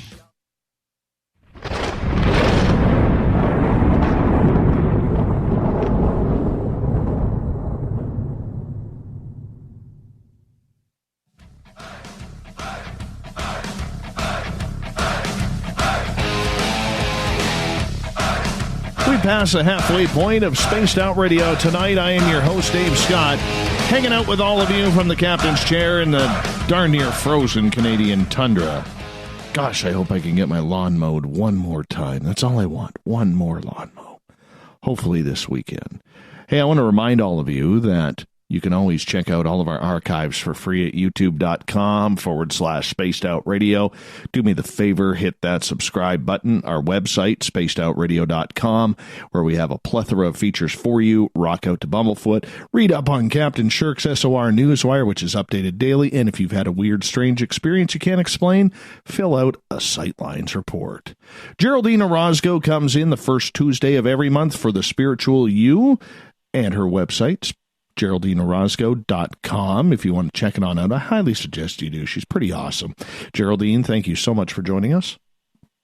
So happy to be here once again. I know. We're so excited when you're here. So excited. That's good. I do. And like I said to you right during the break, I'll mention to the audience, every time you come on, I just feel like this energetic rush, like we're going to have a good show. And we always seem to, which is a nice feeling, to be honest. It is. It's such a gift. Yeah. And I mean, it's also to these great listeners that always have such amazing questions. So thank you guys. I mean, it's thanks to you guys for tuning in. All right, we're going to continue with the audience questions here. PBR is asking, how old are your hybrid children? Are they boys, girls? What do you think? Yeah, so I've been involved in 4 different hybridization programs, and from those 4 programs, I have 24 hybrid children. I was presented out of those 24 to 4 of them in 2013, and this was the conscious experience. So I want to speak on that conscious experience, you know, when I was vividly before them and experienced them. And they were 4 of them, 2, there were 3 girls and 1 boy. 2 boys. 2 boys and 2 girls. One small boy, probably around 8 years old, beautiful, very big eyes, about the size of our ocular socket. So if you can imagine the pupil around the size of the ocular socket, really large eyes. You know, and their skin was frail, hair was just kind of thin and curly and kind of like a blondish, transparent color. And then there was another man that was older. He was probably around 25 years old, 26 years old. He was much older.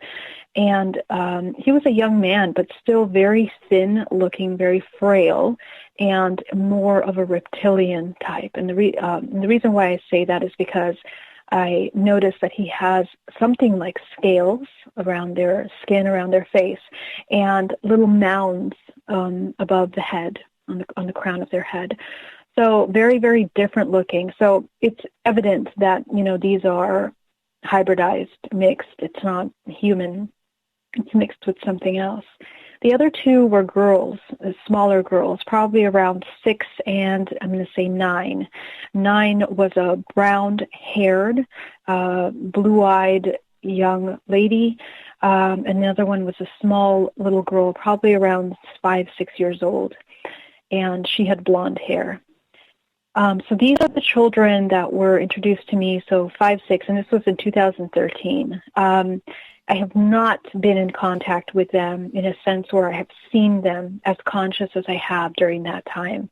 I have had a type of communication from them. When I began having speaking light language after my near-death experience in May of last year. So that was a very interesting experience, a very unexpected experience. And I experienced that with confirmation by a man that is able to translate light language. So that was an interesting thing to go through. But other than that, I have not seen them or connected with them since then. How does that make you feel? Well, at first I was confused about how I should feel about that because, when I first had the experience, the maternal connection was so powerful that I wanted to be there. I wanted to connect with them. I wanted to nurture them and play that mother role. But the more and more I educated myself on what this program was and how we're interconnected, and even more so from the perspective of consciousness and how we are tied to this matrix per se that we're living in. We create energetic cores with everyone we interact with. And the connection that is created energetically, but it's also a kind of like a contractual exchange that we experience as consciousness with one another.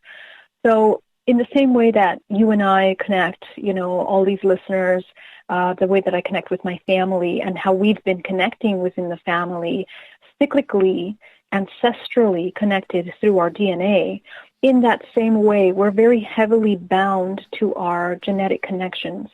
So my connections genetically with these hybrids makes me inherently connected to them, whether I like it or not. So in a sense, these are also contractual exchanges that I need to process and work through in the same way that I work through my ancestral connections and all of the information that's there. So, the more I understand that and how we are so interconnected with one another, it helps me kind of disconnect from that false emotional connection that I would have to the hybrid children and know that, they are existing, carrying out whatever they need to carry out, whether it's a high vibration experience or a low vibration experience, they're carrying out whatever that is. And some of these hybrids are carrying out agendas that are a little bit darker, and some of them are carrying out high vibration agendas. So, it's positive, kind of agendas. So, that kind of helps me have a little bit more of a neutral perspective on how I interact with them or how I would interact with them. How do you go through the emotions of seeing these hybridized children that you believe are yours, and you've only seen 4? You've obviously been told by off-worlders that you've had 24 taken from you. I mean, from a female perspective, I've seen people or ladies go through miscarriage after miscarriage, and it is an emotional roller coaster, and it is a sad, sad time in a woman's life or a family's life, and it's a drain, and it's stressful, and it's traumatic. How can you hold your composure together seeing this happen? Yes, and the interesting thing about these experiences, first of all, how I understood that I had 24 hybrid children was through regression.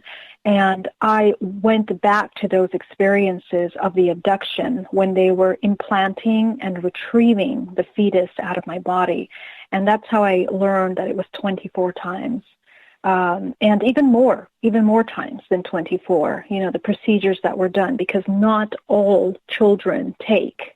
You got to understand that what they're implanting in the uterus is a genetically modified fetus.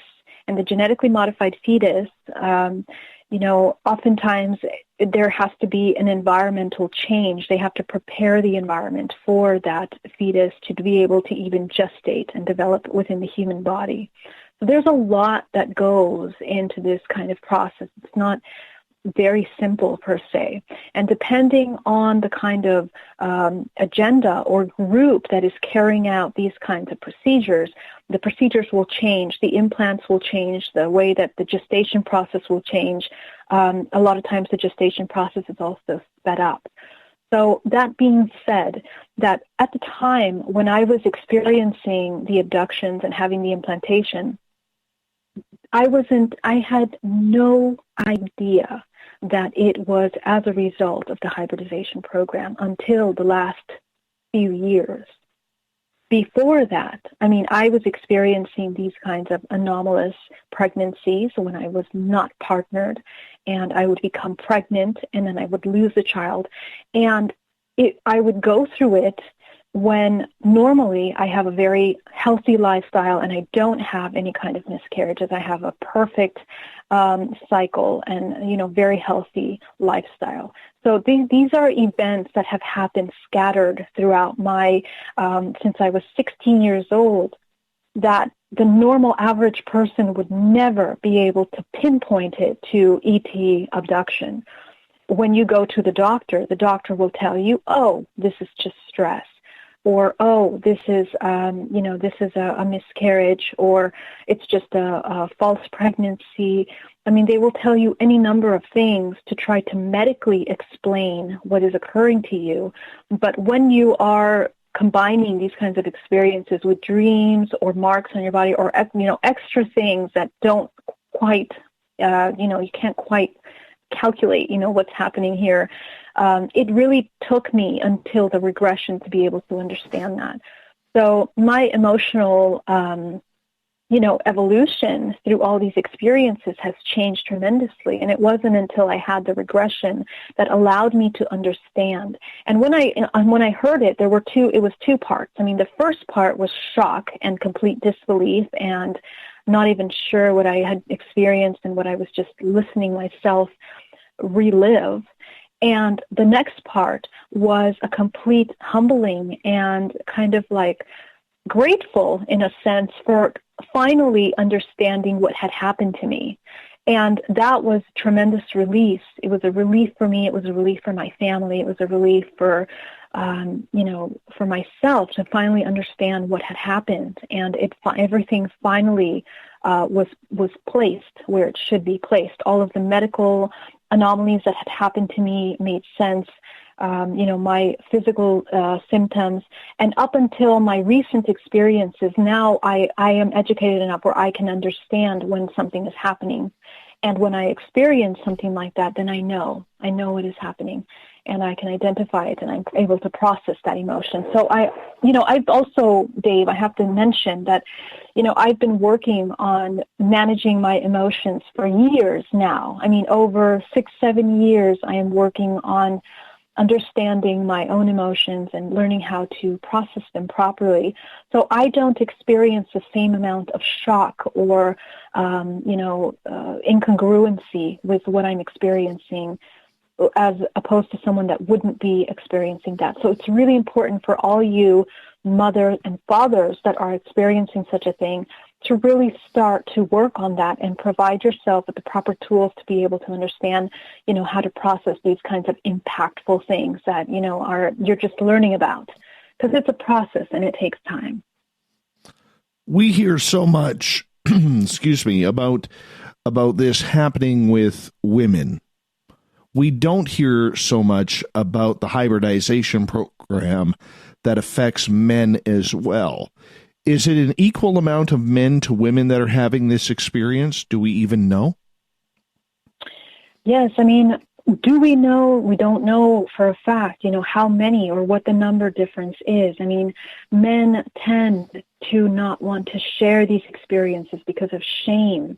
And a lot of these experiences that they're having are very traumatic because they experience things on crafts that, a normal average person is not going to feel comfortable sharing with anyone because of the procedures that are being carried out, because of the technology that's being utilized on their body, and how they take samples of, the material from the man. It's a very uncomfortable situation. It's a difficult thing to talk about. A lot of these things are going to come into taboo topics, like dreams of intercourse with some of these beings, or being stimulated or feeling stimulated somehow, whether you are on board a craft or just in your room and, just out of the blue all of a sudden feel this experience. A lot of my contactees that are male have experienced what we know as a sexual dream that looks like a sexual fantasy. But the next day they will wake up undressed in bed, and they will feel sore within the body, within, their, the appendage, the body. And it will just be a very uncomfortable situation. And what they experience the majority of the time is a tremendous amount of shame because they're incapable at that age, at the adult age, to experience this, which is, you can compare it with something like a wet dream that a teenager would have.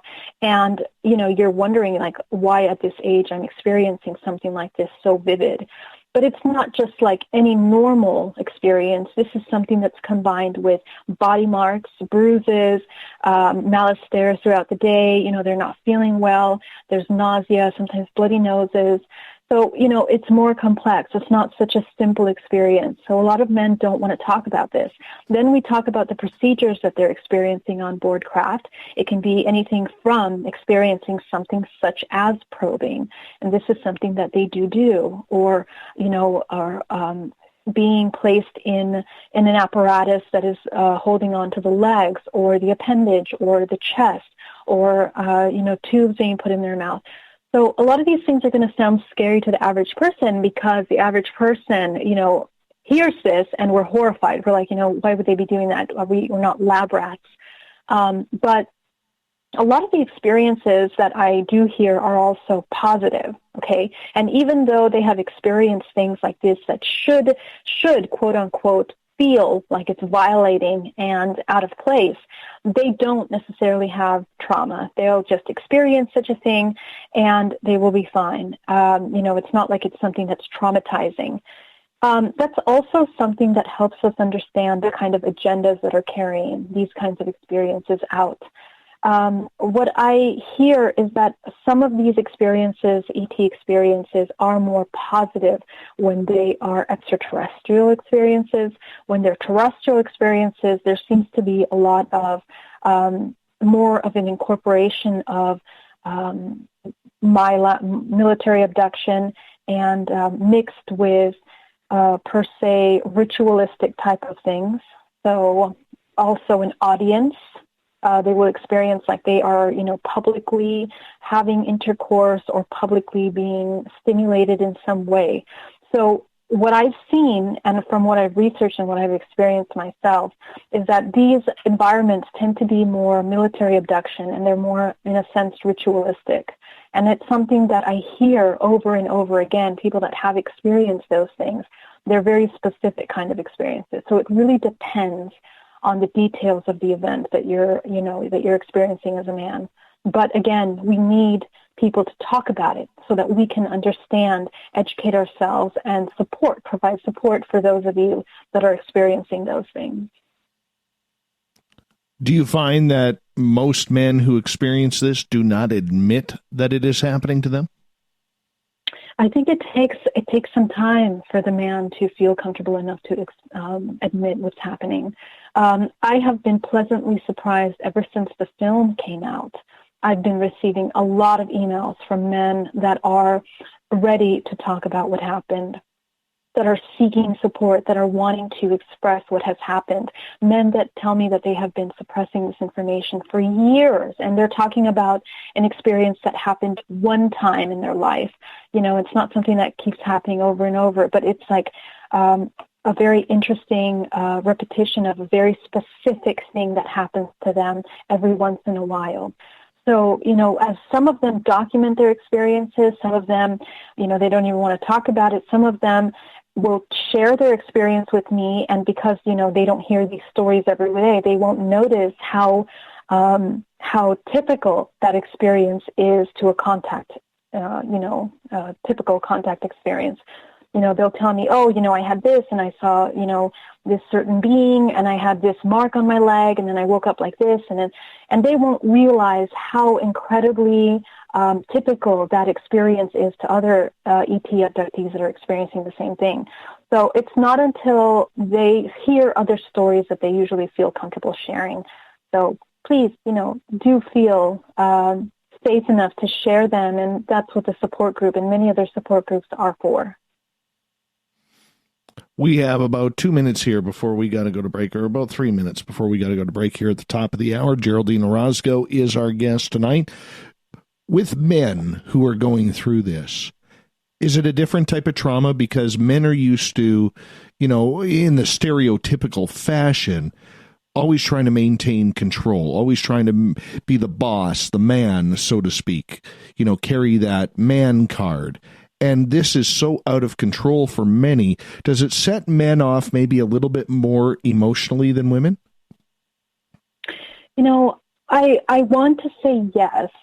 Although in reality, men and women both experience trauma the same way. We are holding on. The physical effect that it has on our psyche and on our body will be the same. However, I find that because of our society, we talked about this earlier in the show, and the kind of deep fragmentation that we're experiencing in our society, it's more taboo. It seems like it's more taboo for men to express those things than it is for women. And I think that's what makes it more pressing or difficult for them to share.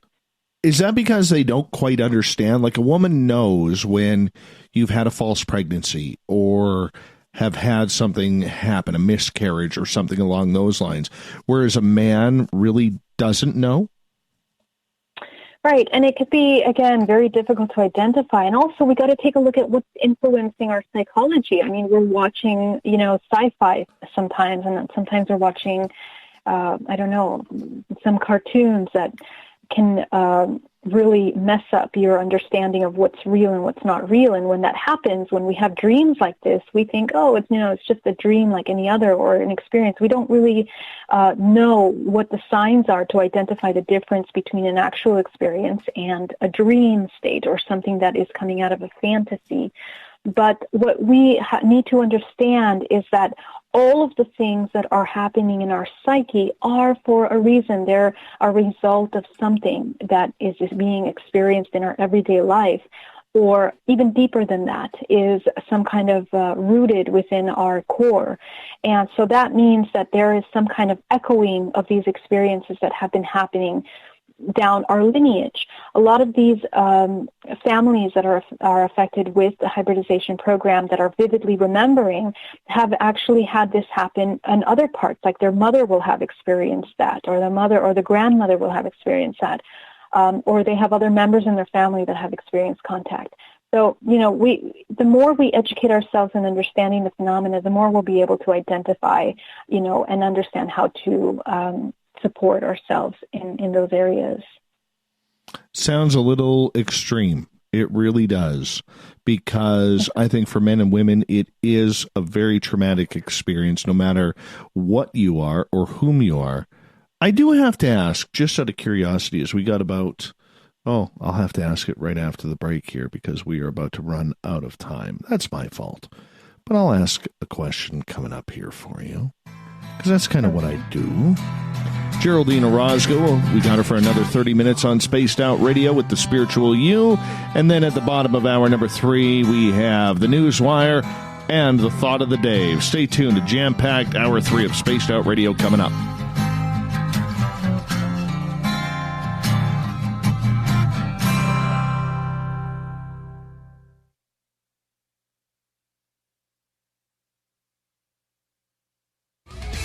adding to the entertainment online for Spaced Out Radio. I'm Amber Beckrud, and I want to invite you to subscribe to our YouTube channel and check out Cryptid Tales, where I will take you on a journey into some of the strangest legends and lore from around the world, relaying the stories to you of the strange creatures and experiences that people have had throughout time. You can find Cryptid Tales at youtube.com/Spaced Out Radio. And while you're there, don't forget to check out our free archives and leave a comment. See you there. Looking for something new to push your limits? Look Beyond the Spectrum, a new docuseries featuring some of the best researchers in the world when it comes to everything from UFOs, government cover-ups, and Bigfoot in the forest. Truth seekers like Steve Bassett, Dr. Jeff Meldrum, Richard Dolan, as well as others all chip in to bring their knowledge to you. Beyond the Spectrum can be found on Amazon as well as Tubi TV. Tell us what you think on our Amazon page. Move over, brother, and let me own Saturday night. This is Rich Giordano, and I'm inviting you to tune on in to Spaced Out Saturdays starting at 9 p.m. Pacific, 12 a.m. Eastern, where I'm going to bust open the lids on everything paranormal. Why? Because we want answers, and I'm the guy who's going to deliver those answers to you. Join the chat rooms, and we'll see you this Saturday. Just be there. No, really. A timepiece is a reflection of who you are, and what better way to show off the real you than with an Escape watch? Escape is a lifestyle brand accessorizing your days and nights. Choose to escape and create the life of discovery that you deserve. Dream, play, unite with your own personalized Escape watch. Head to escapewatches.com. There is no time like the present to enjoy your escape. Use promo code SMF2017 for your 20% discount today. Are you intrigued by Paranormal Talk Radio? You'll love the new Paranormal Radio app from TalkStream Live. You'll find a great selection of talk shows covering UFOs, ghosts, strange phenomena, and much more. Download the Paranormal Radio app now and start listening to the very best in paranormal talk entertainment, including the network you're listening to right now, the Paranormal Radio app, free in Google Play and the iOS App Store.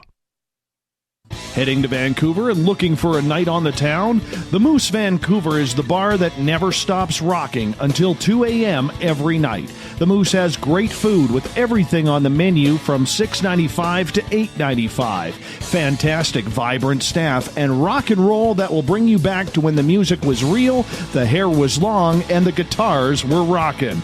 Get your party on at the Moose Vancouver, the official party bar of Spaced Out Radio. Hello, this is your guitar man, Ron Bumblefoot Thal, and I have to tell you, I love the response I get for Little Brother is Watching from Spaced Out Radio fans. It's amazing how music can inspire and make people think deeper about what's going on in the supernatural world. You can head over to my website, bumblefoot.com, to check out my music, my guitar workshops, my touring, even check out some of the hot sauces that I'm working on. And make sure you keep on listening, because with Spaced Out Radio, you know Little Brother is watching. Every night on Spaced Out Radio, we have places for you to hang out. Hi, this is Carl. Join our SOR Space Travelers group on Facebook for live chat. On Twitter, using hashtag Spaced Out Radio, you can also join us in our Spreaker chat room. Check us out on Instagram at Dave Scott SOR.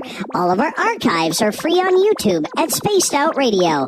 By the way, I'll be watching you at your window until you do. Bye! Coming soon to our website, spacedoutradio.com, is the SOR Space Travelers Club. For just $5 a month, you can get into a private area on our site where you can hang with other listeners in our chat room, post in our forum, and check out a bunch of exclusive content and store that won't be found anywhere else, including a nightly after-show party with Dave. It's going to be the best $5 a month you're going to spend. The SOR Space Travelers, only at spacedoutradio.com. We all know on Spaced Out Radio we love a good beard and mustache, so why not take care of your facial hair with Mighty Moose Beard Oil? Made in Canada, we're taking care of beards and stashes around the world. We use 100% natural ingredients with our oils and balms to make your whiskers feel silky smooth. Use promo code SOR2019 at mightymoosebeard.com today.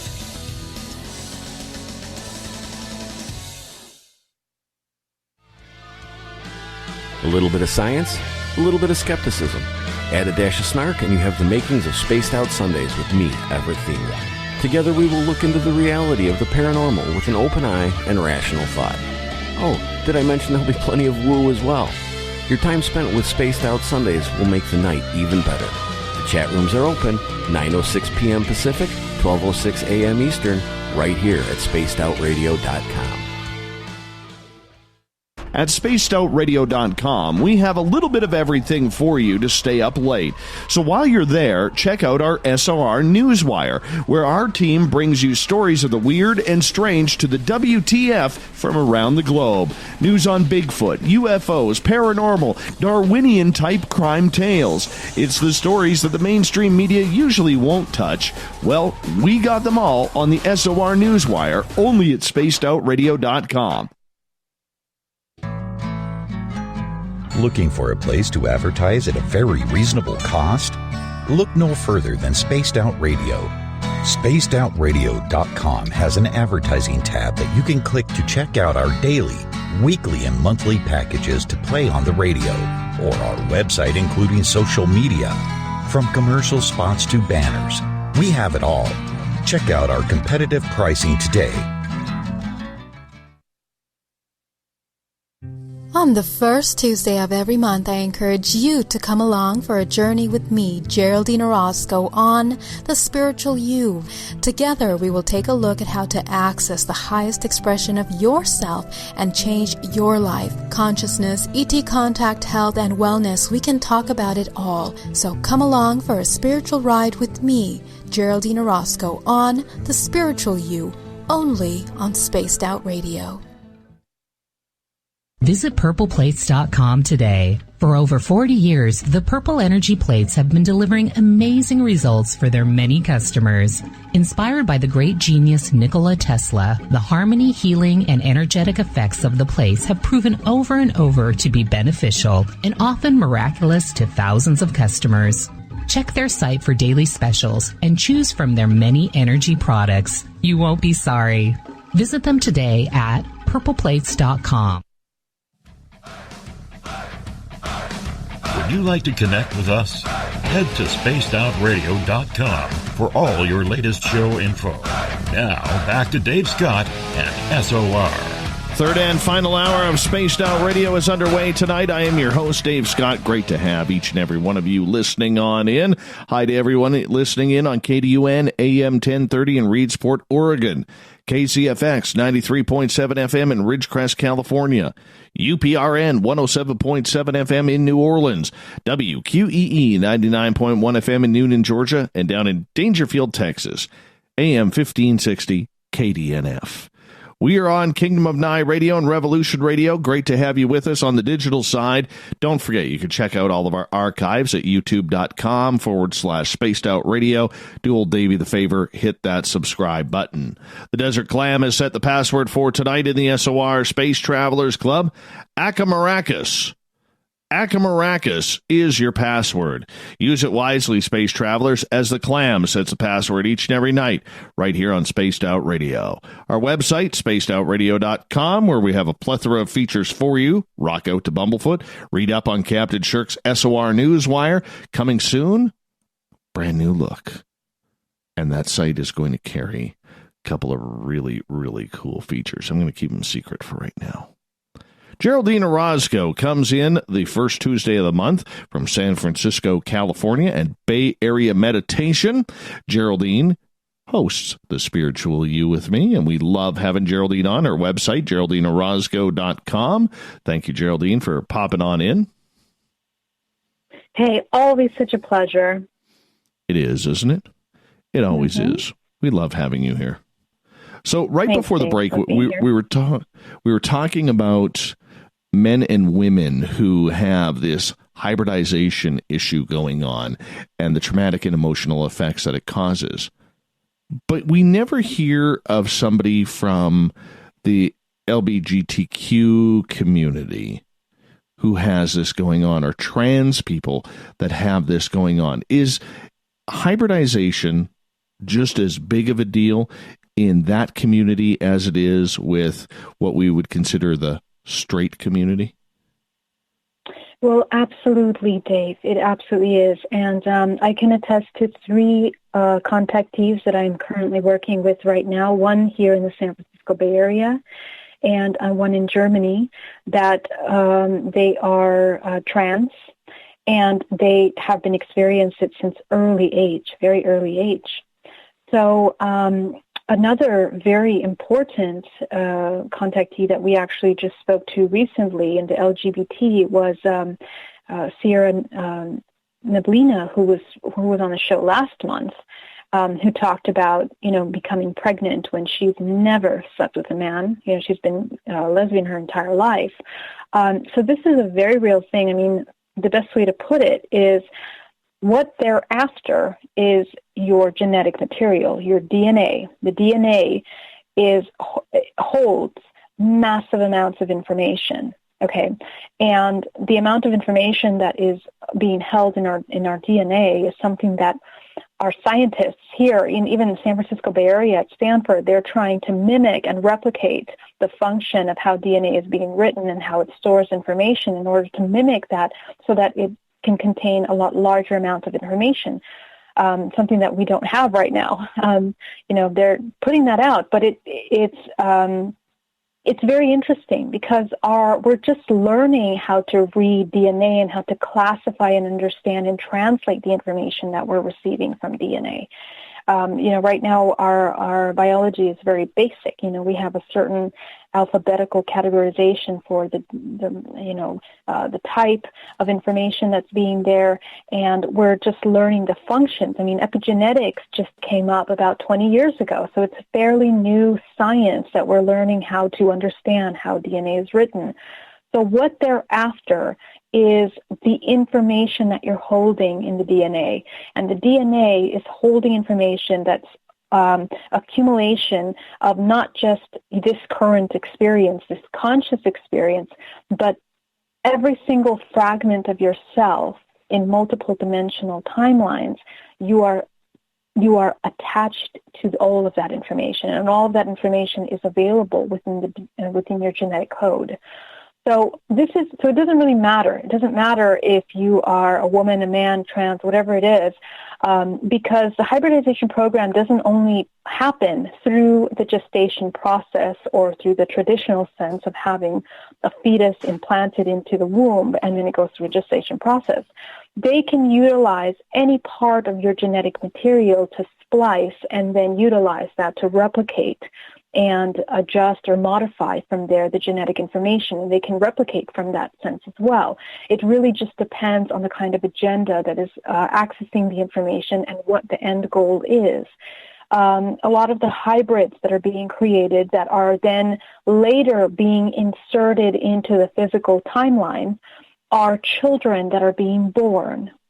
So and the reason why that happens is because we're multidimensional beings, DNA is basically the physical aspect of a large amount of information that is non-physical. Okay, and so when we combine or when they blend your genetic material with another species or another kind of genetic material, you are merging not just genetic material that's physical, but also multidimensional aspect of yourself with the other multidimensional aspect of the other species that is being combined with you. And that will activate the genetic code. It will advance the genetic code. It can multiply the different strands of DNA that are accessible and active within that species. So when children are then raised after they're given birth, because we're talking about a program that is massive. The times that I recall being on a hybridization craft, I'm talking about walls and walls of gestation tanks. So this is something that has been happening since the origin of our human race, and it's going to continue to happen because this is how information is preserved with certain specific agendas, with certain end goals, okay? And so the children that are being then inserted at a later time are then put into families such as me and you, we decide to have children, we have children, and the children that are being born are then also hybrids.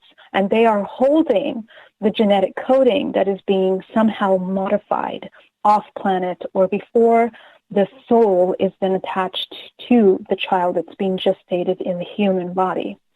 How do we know this? We can refer to the work of Mary Rodwell, who has been studying for years hybrid children. The fact that these souls very clearly at very early ages, I mean the ages of 5 or 6 when they are learning how to speak and express themselves, are coming into information about physics, science, the universe, astronomy, that surpasses our current understanding of physics and science. These children are able to express themselves on this level, and they bring in highly advanced information about our history, a historical timeline, and other dimensional aspects of ourselves, even extraterrestrial presence that they are aware of. They do not identify themselves as human. And so it's very interesting. Not only are they activated in that sense with information, but also they tend to have more advanced psychic abilities. They have other gifts that sometimes we see as part of a spectrum, for example.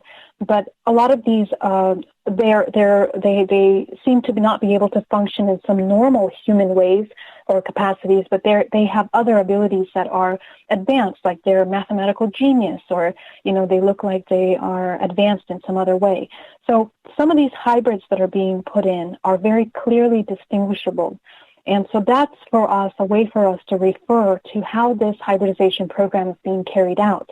This is our understanding of how the hybridization program is carried out on this planet Earth. It's a terrestrial program that has been carried out for a very long time, since the origin of time. And we ourselves, myself, you, everyone that's listening, is also a genetically modified, being. So this is how important the genetic information is and why this kind of programs are being carried out. Is it one separate species that is carrying this out, or is it numerous species that are doing this hybridization program? Dave, the correct answer for that is I don't know. And the reason why I don't know, and I've been kind of researching this in depth for a very long time, is because we really are not sure. It's kind of like the question, was it the chicken or the egg? Which one came first? And if you go back to the very origin of our human race, you go back to Mesopotamia, there's a lot of, historical representation of extraterrestrial beings or presence that have genetically modified our race. But then again, if you look at all the experiencers and the documentation of their experiencers, you have a plethora of species that are being, documented. There are people that are experiencing grays, humanoid types, reptilian types. There's mantid. There's so many different kinds of species that seem to be in contact with beings here, with humans here, with, all of us. And from the terrestrial perspective, there seems to also be ET connection with the terrestrial program, which tends to be reptilian or draconian or gray. And as we know in our historical timeline, there has been some kind of agreements with grays to do some kind of experimentations. We have information about that kind of a thing. So, but in reality, any of those things could be true. They could not be true. What we do know to be true is that there is an involvement of extraterrestrial life forms that are very much involved in the genetic modification of the human race. And I don't know if those are two separate things. Is the extraterrestrial separate from the terrestrial? I tend to think not. I think that there are very deep connections between both. I tend to think that they work together, and that maybe this is a much larger program. Maybe it's one. And the other aspect is that there's two, that there's a very good program that are well-intentioned, that are creating highly advanced beings, and there is a bad program that wants to create maybe lower vibrational beings, maybe negative entities and attachments that then are more destructive to the human race. So those are the two perspectives that we have to consider in this. I mean, I'm sure there's many other perspectives as well, but from my research, this is what I've kind of come to understand. And I don't know if it's just one or it's several. Our only way to see is the product that's being made, which is the genetic modification of the humans. And the children that are being born do tend to show that are highly advanced beings. That tells us something. Do a lot of ET abductees get to actually see or meet their children? Not all, Dave. Not all, Dave. There is numerous amounts of people that don't recall seeing children at all in their experiences.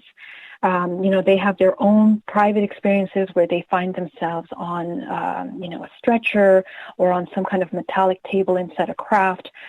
Or if it's a military abduction, they find themselves underground or they have these kinds of experiences and they will not see children of any kind. The percentage of abductees is, according to the paper roll survey that was done, was about 30% of the total experiencers experience the hybridization program. I think that's a large amount. But I also think that because of the kind of technology and because of how taboo and how difficult it is to discuss some of these very delicate and sensitive and intimate topics, much more goes unnoticed, much more goes recorded, much less people are willing to discuss such a thing. It's been quite a taboo. So I think that in the coming years, we're going to be noticing with research that much more of us are involved in the hybridization program than we believe. I think that's going to come out a little bit more. I'm hoping. Mm-hmm. Yeah. Do you think that there are people, humans, who know this is going on? Do you think there's a list of names that they know that these ETs are taking? Is it conspiratorial? Is it conspiratorial? That's always a nice little question, right? But, Dave, I think that the government is very well aware of these kinds of hybridization programs. Because of the involvement and the many people that are coming out with their military abduction experiences, there's certain parallels that are undeniable, like the kind of departments that are carrying out these kinds of experiences or the kind of military aspect that are carrying out these experiences. I think that it's happening around the world. It's not just happening in the U.S., and that's coming out more and more, that there is definitely some kind of a covert aspect that is trying to suppress people speaking out about this. And it's not just, on the ground level. We're talking about even in the disclosure field, there's a tremendous amount of control with this information.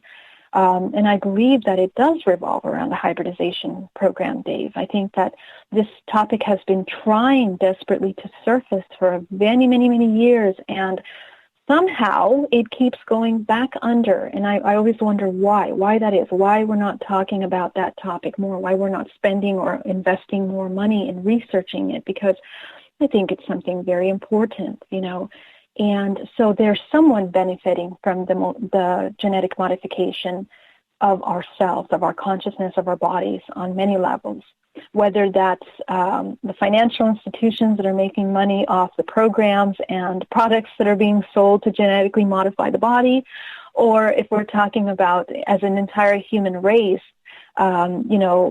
AI or the modification of our intelligence and how we connect with one another. So I think the problem is extremely complex, and it goes actually much deeper than we think. I never knew. Intriguing. How deep is this subject? How many people do you think this is affecting? I realize, Geraldine, it's hard to put a grasp or a number on all of this because not everybody has come out. But is this happening more frequently than what we think? I tend to think so. And I'll tell you why I'm noticing that. I mean, of course, you're talking to somebody that 5-6 years ago, I had zero to do with any of this. But over the past couple of years, I've been doing some events that are, healing events that focus on teaching people how to activate the technology of their body to heal, to empower, to take control of that consciousness. And in these events, I meet a lot of people. And I've been seeing a tremendous amount of increase in the amount of people that are talking about this. I mean, in a group of 150 people, 40 of those women, there were some women that were attending this event, came up to me or emailed me about their experiences within the hybridization program. And I'm not just talking about, I had a dream, or, I saw a UFO. I'm talking about, I got pregnant. It was a false pregnancy. I had a miscarriage. I had these marks on my body. I had this dream. I had this visual. I had these visitations. We're talking about life-changing, paradigm-shifting experiences that really impact the life of these people and their understanding of reality. So, if out of a room of 150, I have 40 people that came out about this thing when, 10 years ago, it's like taboo to talk about this. I think that we're coming into a place where we're trying to hold some safe space for people to start coming out. I think that these things are happening much more to people than we even understand. And why? It's because we don't know what the signs are. We don't know what to look for. 10 years ago, if you talked to me about aliens, I would laugh. I would not be able to, understand what you're talking about. I mean, I would think it's like a sci-fi film. Because you don't know what to look for, and there's no way that to an average person they would be able to account what's occurring to them medically to extraterrestrial contact. So there is a certain amount of education that we need to provide for everyone. Just as a suggestion, take a look at it, take it or leave it. Take a look at the experiences that you're having. Is it similar to what some of these people are experiencing? Do you find yourself in alignment with some of these things? And if you do, then maybe there's an invitation to go deeper, to get regression, to understand, to study more what's happening. And through that, we will be able to understand, really get a better number and a gauge on how many people are actually experiencing such a thing. Until we do that, I mean, we really don't know, Dave. I mean, we could say any number. And right now, without having that concrete information, we can't decide on anything. But, just based on the experiences and the topic, and what's changing now is that we have a documentary on it. We have more people speaking on it. I certainly hope so, and I'm certainly going to be one of those people. I hope to open space for those that are willing to come out. We only got about 90 seconds left, actually about a minute left with you tonight. And I want to say this absolutely flew on by as per usual. And I say thank you once again, Geraldine, for coming on the show. What are you up to in the next little bit? Awesome. In January, I will be speaking at Alien Snowfest. So if you guys are out in Big Bear or close to Big Bear, please come check us out. It's going to be an amazing event. I have some very exciting retreats coming up, one in Peru in March. I really would love to see you there. We're going down to Peru. We're going to do a 5-week excursion to, the sacred mountains, to Cusco, to this beautiful lake of Huancayo. No, if I said that correctly. And it's going to be a fantastic event. So please do check out my events page on my website. That's GeraldineOrozco.com. And for the support group, hybridmother.com. We meet on October 11th is our next meetup date. So do sign up. And you have to join the meetup group to get the link to join the Zoom meeting. And I'm also here locally in the San Francisco Bay Area. So if you're listening, come out, reach out, email me, give me a ring, and I'm happy to connect with you. Much love to you, my friend. Thank you so much for another Spiritual You. We will talk to you on November 5th. Geraldine Orozco, everybody. Coming up, the SOR News Wire and the Thought of the Dave. Stay tuned.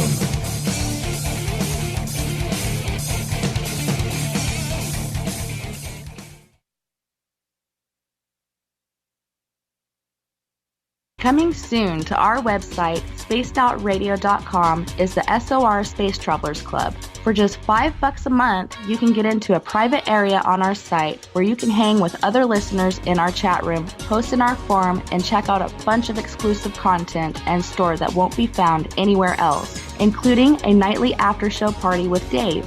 It's going to be the best $5 a month you're going to spend. The SOR Space Travelers, only at spacedoutradio.com. We're adding to the entertainment online for Spaced Out Radio. I'm Amber Beckrud, and I want to invite you to subscribe to our YouTube channel and check out Cryptid Tales, where I will take you on a journey into some of the strangest legends and lore from around the world, relaying the stories to you of the strange creatures and experiences that people have had throughout time. You can find Cryptid Tales at youtube.com/Spaced Out Radio. And while you're there, don't forget to check out our free archives and leave a comment. See you there. We're bringing you something new to the documentary world. Beyond the Spectrum will take you on an historic tour of topics like no other. Sasquatch, UFOs, government secrecy, and more, keeping you on the edge of your seats through the eyes of legendary truth seekers like Steve Bassett, Richard Dolan, Dr. Jeff Meldrum, and Jack Kasher. Head on over to Amazon Prime or Tubi TV and check us out. Please leave a comment for the filmmakers on their film's Amazon page. Looking for a place to advertise at a very reasonable cost? Look no further than Spaced Out Radio. SpacedOutRadio.com has an advertising tab that you can click to check out our daily, weekly, and monthly packages to play on the radio, or our website including social media. From commercial spots to banners, we have it all. Check out our competitive pricing today. Heading to Vancouver and looking for a night on the town? The Moose Vancouver is the bar that never stops rocking until 2 a.m. every night.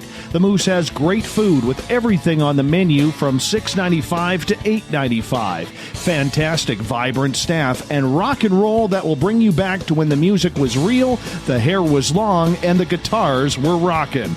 Get your party on at the Moose Vancouver, the official party bar of Spaced Out Radio. We all know on Spaced Out Radio we love a good beard and mustache, so why not take care of your facial hair with Mighty Moose Beard Oil? Made in Canada, we're taking care of beards and stashes around the world. We use 100% natural ingredients with our oils and balms to make your whiskers feel silky smooth. Use promo code SOR2019 at MightyMooseBeard.com today.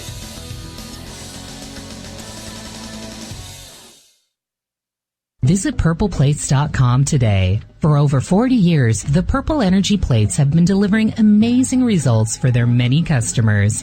Inspired by the great genius Nikola Tesla, the harmony, healing, and energetic effects of the plates have proven over and over to be beneficial and often miraculous to thousands of customers.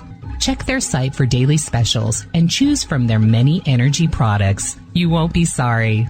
Visit them today at purpleplates.com. Hello, this is your guitar man, Ron Bumblefoot Thal, and I have to tell you, I love the response I get for Little Brother is Watching from Spaced Out Radio fans. It's amazing how music can inspire and make people think deeper about what's going on in the supernatural world. You can head over to my website, bumblefoot.com, to check out my music, my guitar workshops, my touring, even check out some of the hot sauces that I'm working on. And make sure you keep on listening, because with Spaced Out Radio, you know Little Brother is watching. A little bit of science, a little bit of skepticism. Add a dash of snark and you have the makings of Spaced Out Sundays with me, Everett Thiemer. Together we will look into the reality of the paranormal with an open eye and rational thought. Oh, did I mention there'll be plenty of woo as well? Your time spent with Spaced Out Sundays will make the night even better. The chat rooms are open, 9:06 p.m. Pacific, 12:06 a.m. Eastern, right here at spacedoutradio.com. Move over, brother, and let me own Saturday night. This is Rich Giordano, and I'm inviting you to tune on in to Spaced Out Saturdays starting at 9 p.m. Pacific, 12 a.m. Eastern, where I'm going to bust open the lids on everything paranormal. Why? Because we want answers, and I'm the guy who's going to deliver those answers to you. Join the chat rooms, and we'll see you this Saturday. Just be there. No, really. So, you love talk radio? Then you'll love TalkStreamLive.com. TalkStream Live is always on, 24/7, with the best streaming talk shows. Find your favorite talkers and discover some new ones. It's free, readily available online or on mobile with any smartphone or tablet. Finding your favorite talk shows all in one place has gotten a whole lot easier. Just go to TalkStreamLive.com. Be sure to download the free apps from Google Play or the iTunes App Store. Every night on Spaced Out Radio, we have places for you to hang out. Hi, this is Carl. Join our SOR Space Travelers group on Facebook for live chat. On Twitter, using hashtag Spaced Out Radio. You can also join us in our Spreaker chat room. Check us out on Instagram at Dave Scott SOR. All of our archives are free on YouTube at Spaced Out Radio. By the way, I'll be watching you at your window until you do. Bye! At spacedoutradio.com, we have a little bit of everything for you to stay up late. So while you're there, check out our SOR Newswire, where our team brings you stories of the weird and strange to the WTF from around the globe. News on Bigfoot, UFOs, paranormal, Darwinian-type crime tales. It's the stories that the mainstream media usually won't touch. Well, we got them all on the SOR Newswire, only at spacedoutradio.com.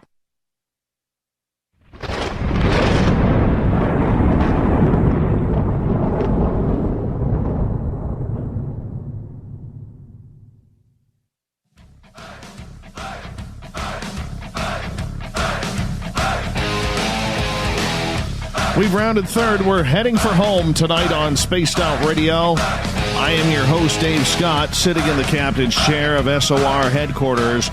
Great to have each and every one of you with us. Thank you so much for tuning us in. I want to remind all of you that if you want to check out all of our archives, they are free at youtube.com/Spaced Out Radio. Do me the favor, hit that subscribe button. Our website, spacedoutradio.com. It's going to be some few changes coming very, very soon, all for the positive for you. But for now, rock out to Bumblefoot and read up on Captain Shirk's SOR Newswire. And speaking of the news, let's get to it, shall we?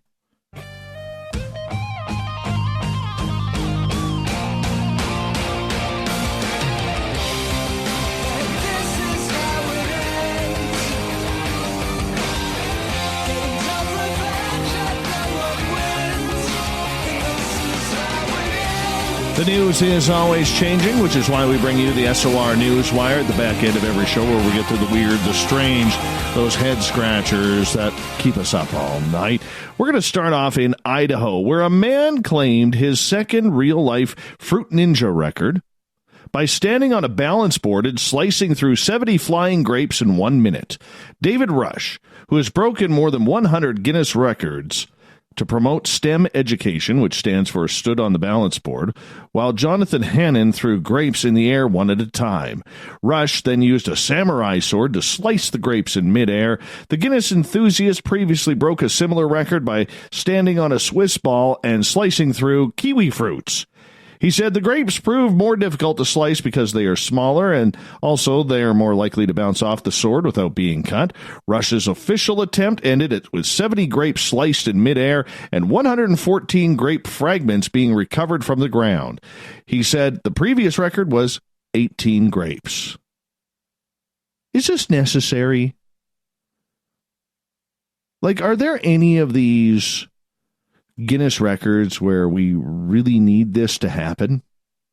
I mean, sure, takes a lot of concentration, takes a lot of skill, but is it necessary?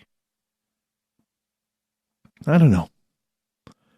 Reporters got a surprise on Tuesday when a mouse fell from the ceiling at the White House.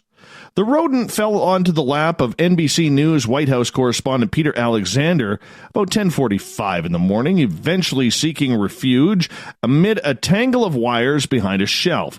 Some reporters ran for cover, while others sought to corner the mouse and capture it. The rodent sneaked under the door into the main hall of the press area before it was eventually ran into the briefing room where reporters lost track of it. Social media was bombarded with images of the mouse and the subsequent hunt. Oh, this sounds dangerous. Mice, rats, cockroaches, and other creepy crawlies aren't new to 1600 Pennsylvania Avenue, proving an enduring problem for commanders-in-chief and the popular metaphor for their critics. As Caroline Harrison, wife of Benjamin Harrison, the 23rd president, once said, "The rats have nearly taken the building, so it has become necessary to get a man with ferrets to drive them out. They have become so numerous and bold that they get up on the table." President Trump was even more concise in 2017 when he reportedly pointed out that the White House is a real dump. Last year, a rat made its way onto the White House lawn. The White House and Lafayette Square are maintained by National Park Service, which conducts rodent sweeps weekly. The White House didn't immediately respond to a request for comment. The district allocated an additional $906,000 this year to help the Department of Health get a handle on the district's rat problems. Calls about rodents to the city's 311 line reached an all-time high in 2017, according to data collected by the Washington Post, totaling 5,310 rat incidents. And now a cute little mouse is enemy number one. How did he get through security? That's what I want to know. Terrorists probably watching that. Let's hope not. Hope it wasn't a terrorist mouse. Don't want that. Gotta tighten up those locations. How long until the White House actually has its own team of ferrets or weasels or mink going after these things? Go on YouTube. It's actually quite impressive. If you watch these ferrets and these mink that go after like rodents, it's quite impressive. They are aggressive. They could take care of that White House problem in no time. In another sign that California condors are making a comeback in the wild 3 decades after being near the brink of extinction, a condor chick left its nest and made its first attempt at flight in Utah's Zion National Park. Visitors last week got to see the park's first successful hatchling stretch its wings and stumble out of its nesting cave on a sweeping red rock cliff in a sighting that was confirmed later by park biologists. Tim Hawk, who manages the Condor Reintroduction Program for the Peregrine Fun Group, described the 4.5-month-old condor's flight attempt as a controlled fall. The chick soared downward from the nest and landed on the lower cliff edge.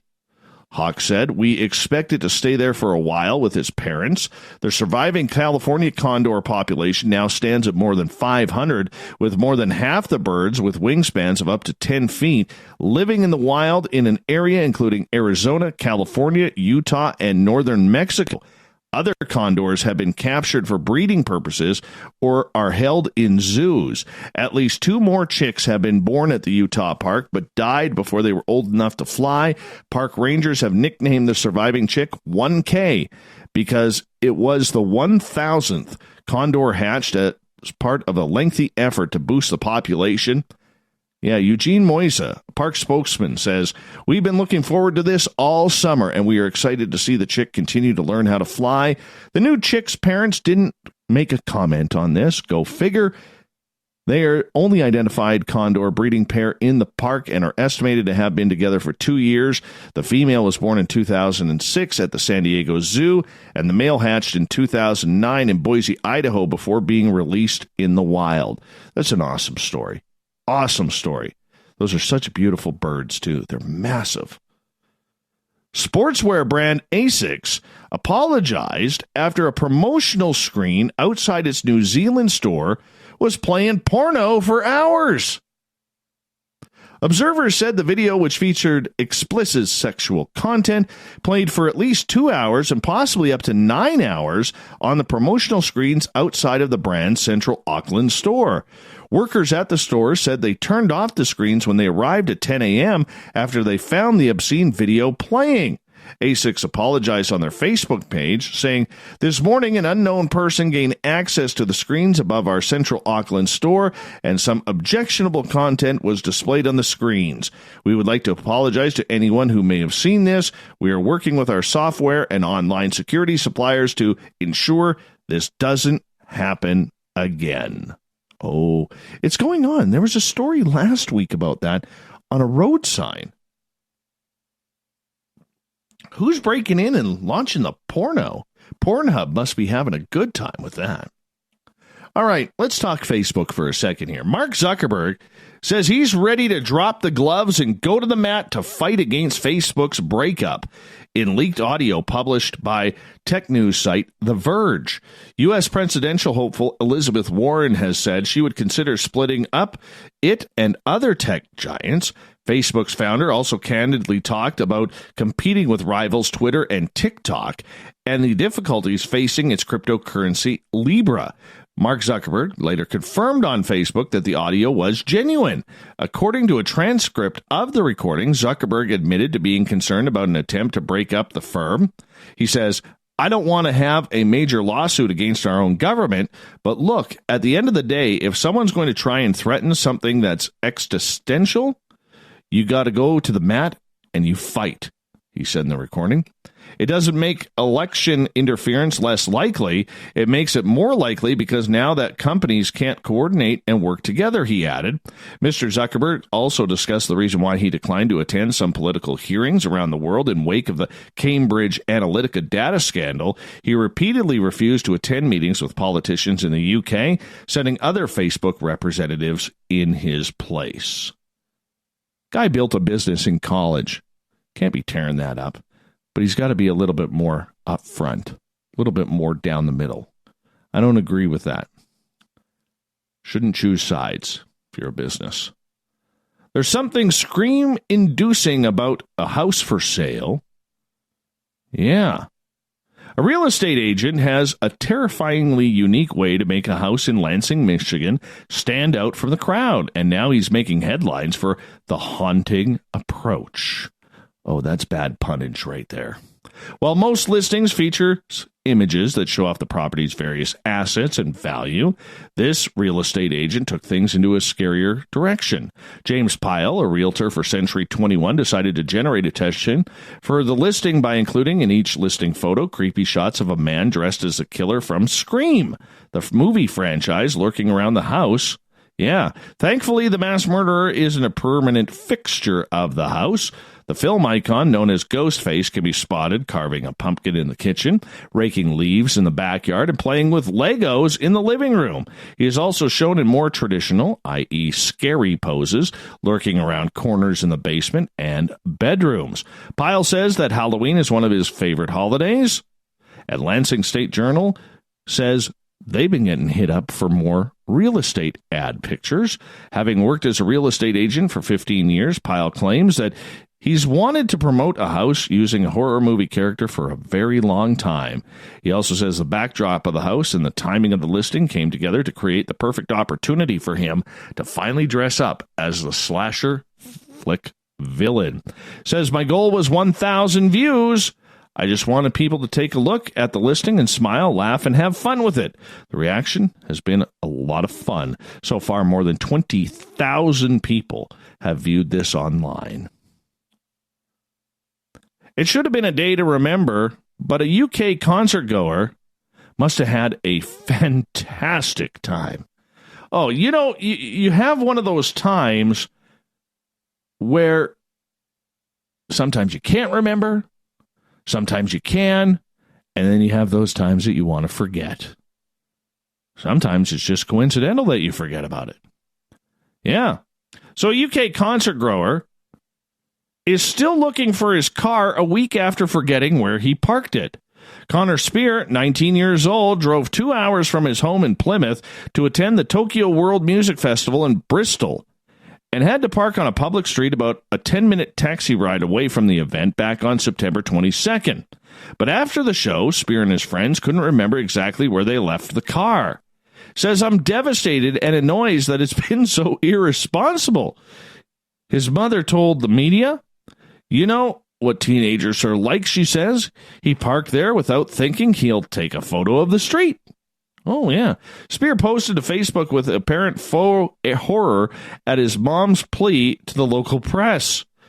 After hitching a ride home and needing to walk to work all week, Spear with his mother spent the past weekend driving around Bristol looking for a black Opel Corsa hatchback, which had a spare tire on the front of the driver's side and the license plate of WP08FKF. Spear says he recalled parking it across the street from a row of bushes, but several sightings reported him on social media haven't planned out. Yeah, I can't find it. He's offering a £100 reward for information that leads him to the return of his ride. Oh, that must have been a good party if he can't remember. Yeah. Finally, an invasive fish species nicknamed frankenfish has showed up in a Pennsylvania waterway where it hadn't been previously reported, and there is hope there are not very many more. Fishermen caught a northern snakehead in Pittsburgh's Duck Hollow section of the Monongahela River. Hey, I got that right. Monongahela. Yeah, last week. And it's really caught the concern of Pennsylvania Fish and Boat Commission. It's the first confirmed northern snakehead in southwestern Pennsylvania. The snakehead, native to China, Russia, and Korea, are known only to inhabit the southeastern corner of the state. It's not a total panic mode, but we're not too alarmed at this point as we don't know if they are established, said Gary Smith, area fisheries manager. Chris Kuhn, chief of fisheries management division for the commission, has gone on to say the fish was likely put into the river illegally since there are no connecting populations in the area. Officials are certainly hoping this is the case, considering the Monongahela River, 130 miles long, connects with the Allegheny and Ohio rivers. If there is a population established or one becomes established, it will be difficult to prevent its expansion.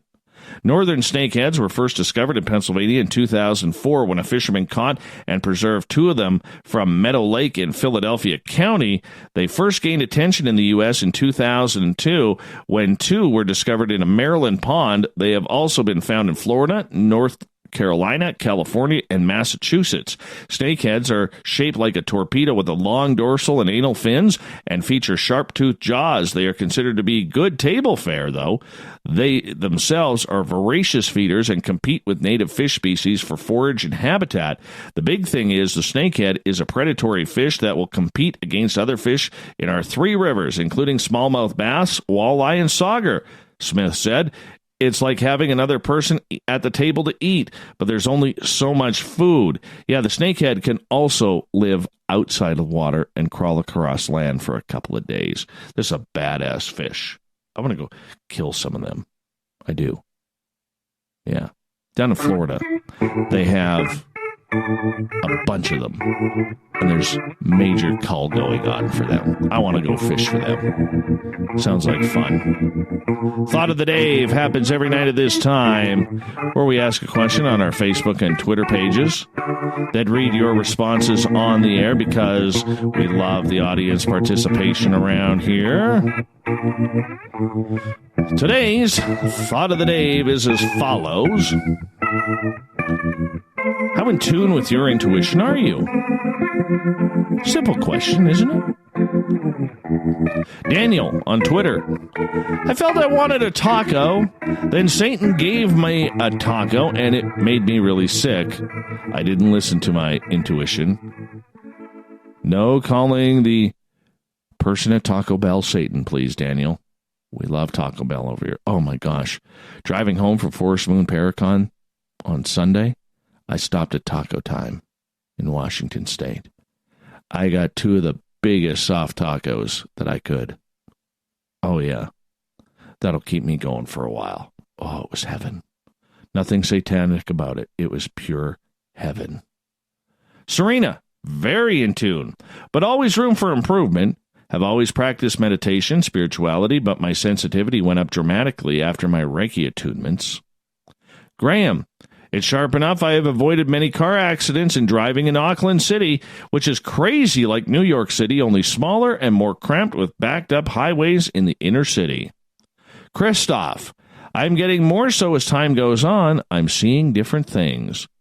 Mondak, I am generally in tune, about as bad as a drunken chorus of girls after drinking way too many White Claws. Scary times. All right, move over to Facebook, shall we? Heather, when I don't follow it, which I also call gut instinct, the decision is always wrong. Intuition is an amazing thing more should learn about. I agree with that. Thanks, Heather. Matthew, not very intuitive. If I was, I would have sold my stocks last year. Robin, I think very. Sometimes I will know what will be happening next. Debbie, in helping others, very much. Helping myself, not so much as I like. Alfred, I am one with my intuition. Om. Sparky, very in tune. And I will add that I have even felt very sorry when I have not listened. Jade, it varies from time to time. For the most part, it's bang on. Sometimes I just need to pay more attention. Gabe, very in tune. I can feel things that happen at a workplace long ago. I worked at a job where I was told a family member worked there. I'd never met, but knew who they were. I am also real good at dowsing rods. Sylvia, I am the one who walks into a room and can feel the vibe. Also with people. Sometimes I second guess myself because I will have negative thoughts about that person, only to find out how evil they are. Oh, I hate when that happens. She goes on to say, I usually travel alone, but for the first time I went somewhere. I'm going to keep that quiet. I could feel the dislike and just weird vibes. I later got an email that they didn't want ladies of the night and not to talk to the men there again. Oh, weird. That's a weird story. Rose, have you got a few hours, Dave? Let me tell you all about it. Mike gets the final word. Well, seeing what gambling on college basketball brings me this year, if it's anything like last, that intuition will be big, big money. Big thank you to everybody taking part in the Thought of the Dave on Facebook and on Twitter. We'll do it all again tomorrow. Thank you to Captain Shirk for providing an excellent selection of news on the SOR Newswire, which can be found at spacedoutradio.com. And a huge thanks to Geraldine Orozco from Bay Area Meditation for coming on for the Spiritual You. She will be back on Tuesday, November 5th. We got Mr. Ron Bumblefoot Thal rocking in the background with Little Brother is Watching. Bumblefoot is the official music of Spaced Out Radio, rocking us in and out of every single show. Get your horns up for the guitar god himself. Special thanks to everybody listening in at home, in your cars, at work, in our chat rooms, on Spreaker, Revolution Radio, and the SOR Space Travelers Club on Facebook, along with Twitter at #SpacedOutRadio, wherever you may be. Please remember, this show is copyright by Spaced Out Radio and SOR Media Ventures Limited. Thank you so much for sharing your evening with us, because together, my friends, we own the night. Hey, it's been a great show. Sorry I missed last night, but I'll be back again tomorrow. Mr. Bumblefoot, we need a favor. We need you to take us home tonight. Have a good one, everybody.